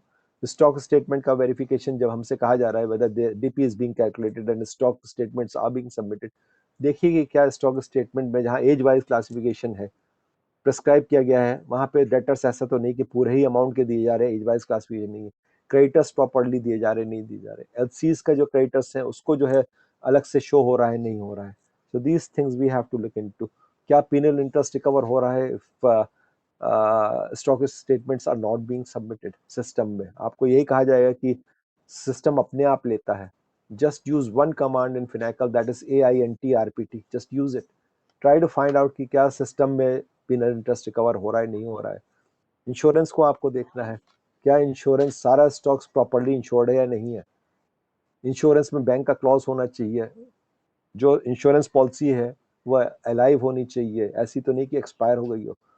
आपको एक भी चीज और भी देखनी है, क्या स्टॉक्स फायर एंड बर्गलरी के हैं, और अगर बर्गलरी के हैं तो क्या बर्गलरी में थेफ्ट इंक्लूड है? Because it has been decided one of the case of supreme court, जहां पे एक फाइनेंशियल इंस्टीट्यूशन है उड़ीसा की, industrial promotion investment corporation of Orissa, that is IPICOL, versus the new India insurance company limited. IPICOL had finance certain units जो कि default कर गई, तो उनकी जो प्लांट मशीनरी थी उनको उन्होंने बिडिंग के लिए इनवाइट किया इन्वेस्टर्स को। तो वो जब लोग आए तो उन्होंने देखा कि उसके कुछ मशीनरी के पार्ट्स मिसिंग थे। Now this case was referred to Supreme Court because their claim was rejected by the New India Insurance Company Limited. Supreme court ने अपने डिसीजन में कहा है कि जो आपकी पॉलिसी है insurance policy, that is only for fire and burglary. Burglary does not include theft, क्योंकि थेफ्ट में it's a case where something has been stolen without your knowledge. Burglary में कोई यूज ऑफ फोर्स होना चाहिए। You have to show that there is a use of force like breakage of locks और something has been stolen at the gun point. तो यहाँ पे हमें ये देखना है कि इंश्योरेंस कवरेज प्रॉपर होना चाहिए। Coming to term loans, there may be two types of term loans, one is corporate and other is retail.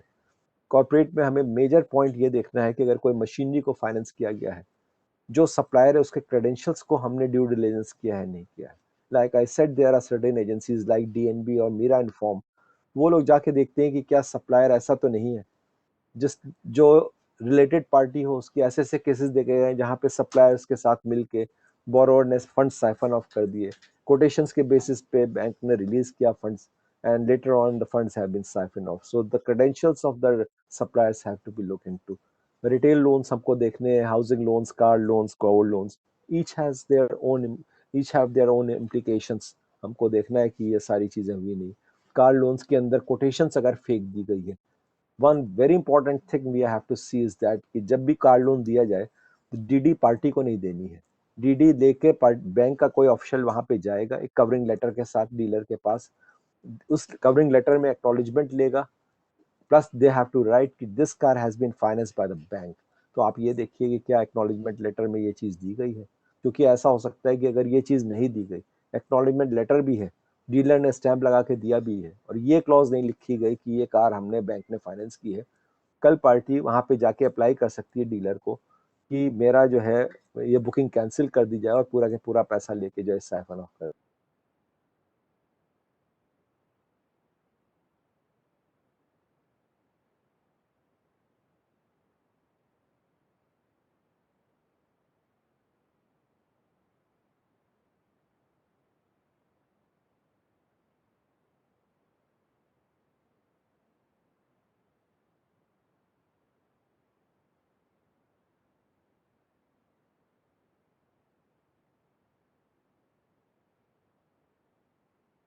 The problem has become very acute because peak level पे जब gold loan दिए गए, it was valued at 55,000 rupees. Right now it is 42, 43,000. तो जो margin था वो कम हो गया। That's why you will see so many cases of gold auction, because people have refuse to make payment of the loan. ये कहते हैं आप अपने उसको रिकवर कर लीजिए। Second thing we have to see bank के अंदर गोल्ड लोन जब दिए गए हैं, which were at the peak, gold जो था उसकी वैल्यूएशन क्या डाली गई है? We are talking about security, वो कहते हैं फुली सिक्योर्ड है। आज हम देख रहे हैं कि गोल्ड की वैल्यू 25% डेप्रिशिएट हो गई, तो क्या उसका वैल्यूएशन बुक्स में भी चेंज किया गया है? या उसको आज की रेट पे वैल्यू किया जा रहा है या उसको ओल्ड रेट पे वैल्यू किया जा रहा है?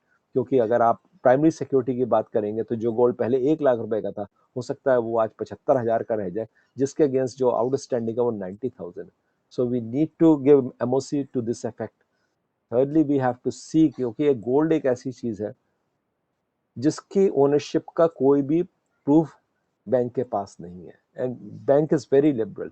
ना यहाँ कोई प्री सैंक्शन विजिट करनी है, ना कोई सिबिल निकालनी है, ना कोई आपको उसका जो है कोई बिल चाहिए। So you do not know whether this gold which is being pledged with you with the bank, ये एक्चुअल ओनर है क्या, उसका टाइटल क्लियर है जो उसको प्लेज कर रहा है?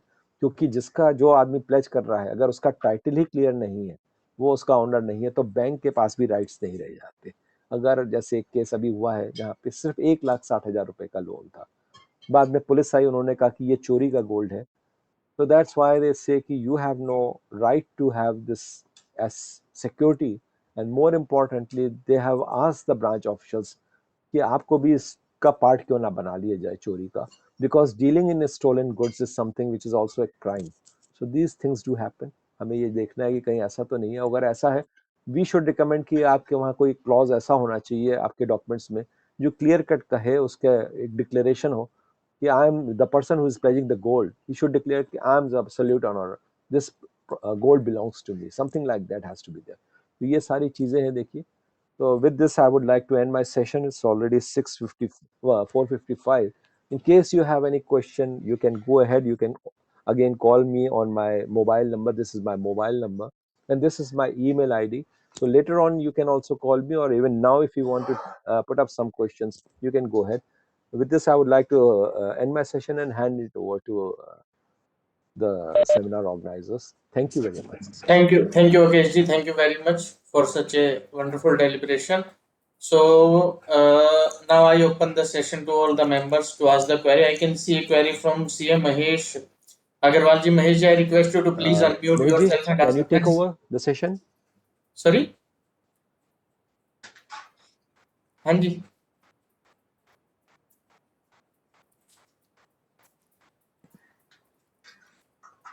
Now I request CM Mahesh Agarwal ji to please. Hello. Am I audible? Am I audible? मेरी आवाज आ रही है?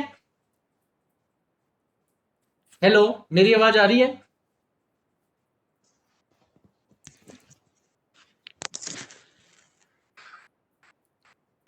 Thank you, Ankur, for the confirmation. Ma'am, Mahesh ji, I request you to please unmute yourself and ask the query. Hello. अच्छा, मेरा session तो खत्म हो गया, फिर इसको मोहित जी से बोल देंगे तो फिर टेक ओवर कर लेंगे। Akesh ji, let me see if members have the query. हाँ हाँ, कोई दिक्कत नहीं है, क्वेरीज थी, ठीक अब है, जो भी है मैं अभी ठीक है, ठीक है, ठीक है, कोई दिक्कत नहीं है। महेश जी कह रहे हैं अनम्यूट नहीं हो रहा। Just a minute Mahesh ji.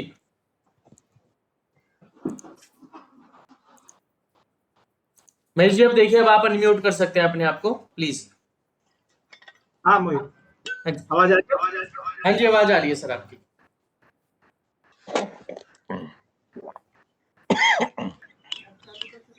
Sir query LFR में just list of accounts examine for audit.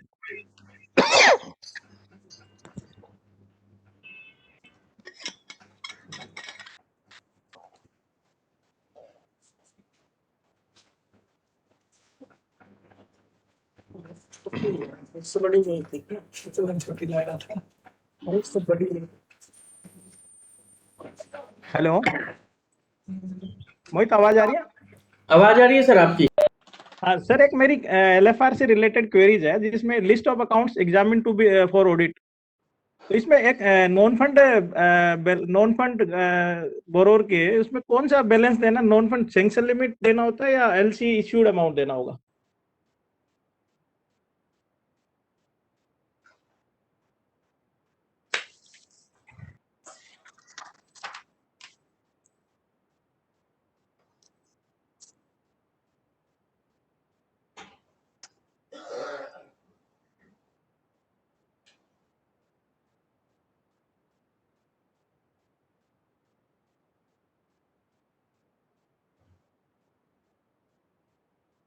Confusion clear हो गया मेरा?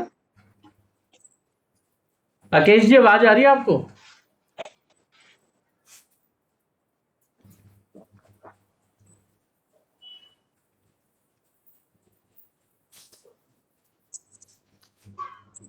महेश जी मुझे लग रहा है स्पीकर के कनेक्शन में शायद कुछ इशू है, आवाज नहीं आ रही उनकी। ओके, मैंने वैसे वो चैट पे डाला है मोहित, अगर उनको आप चैट वैसे कर सकते हैं तो। मैं कोशिश कर रहा हूँ सर कनेक्ट करने की ना उनके साथ।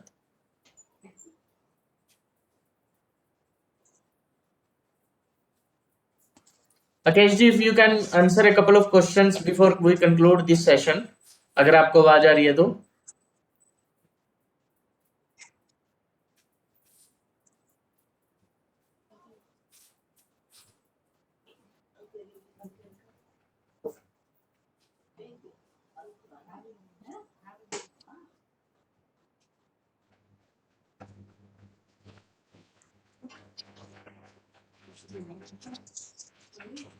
I think there is some issue with the connection of our speaker.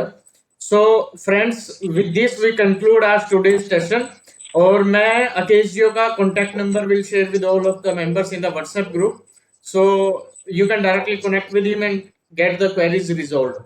You can also post the queries in the WhatsApp group so that other members can also reply the queries. And also I will take PPT from Akesh ji and will share that in our WhatsApp group. So with this we conclude our today's session. Thank you friends. Thank you all for the joining. Thank you. Thank you Mohit.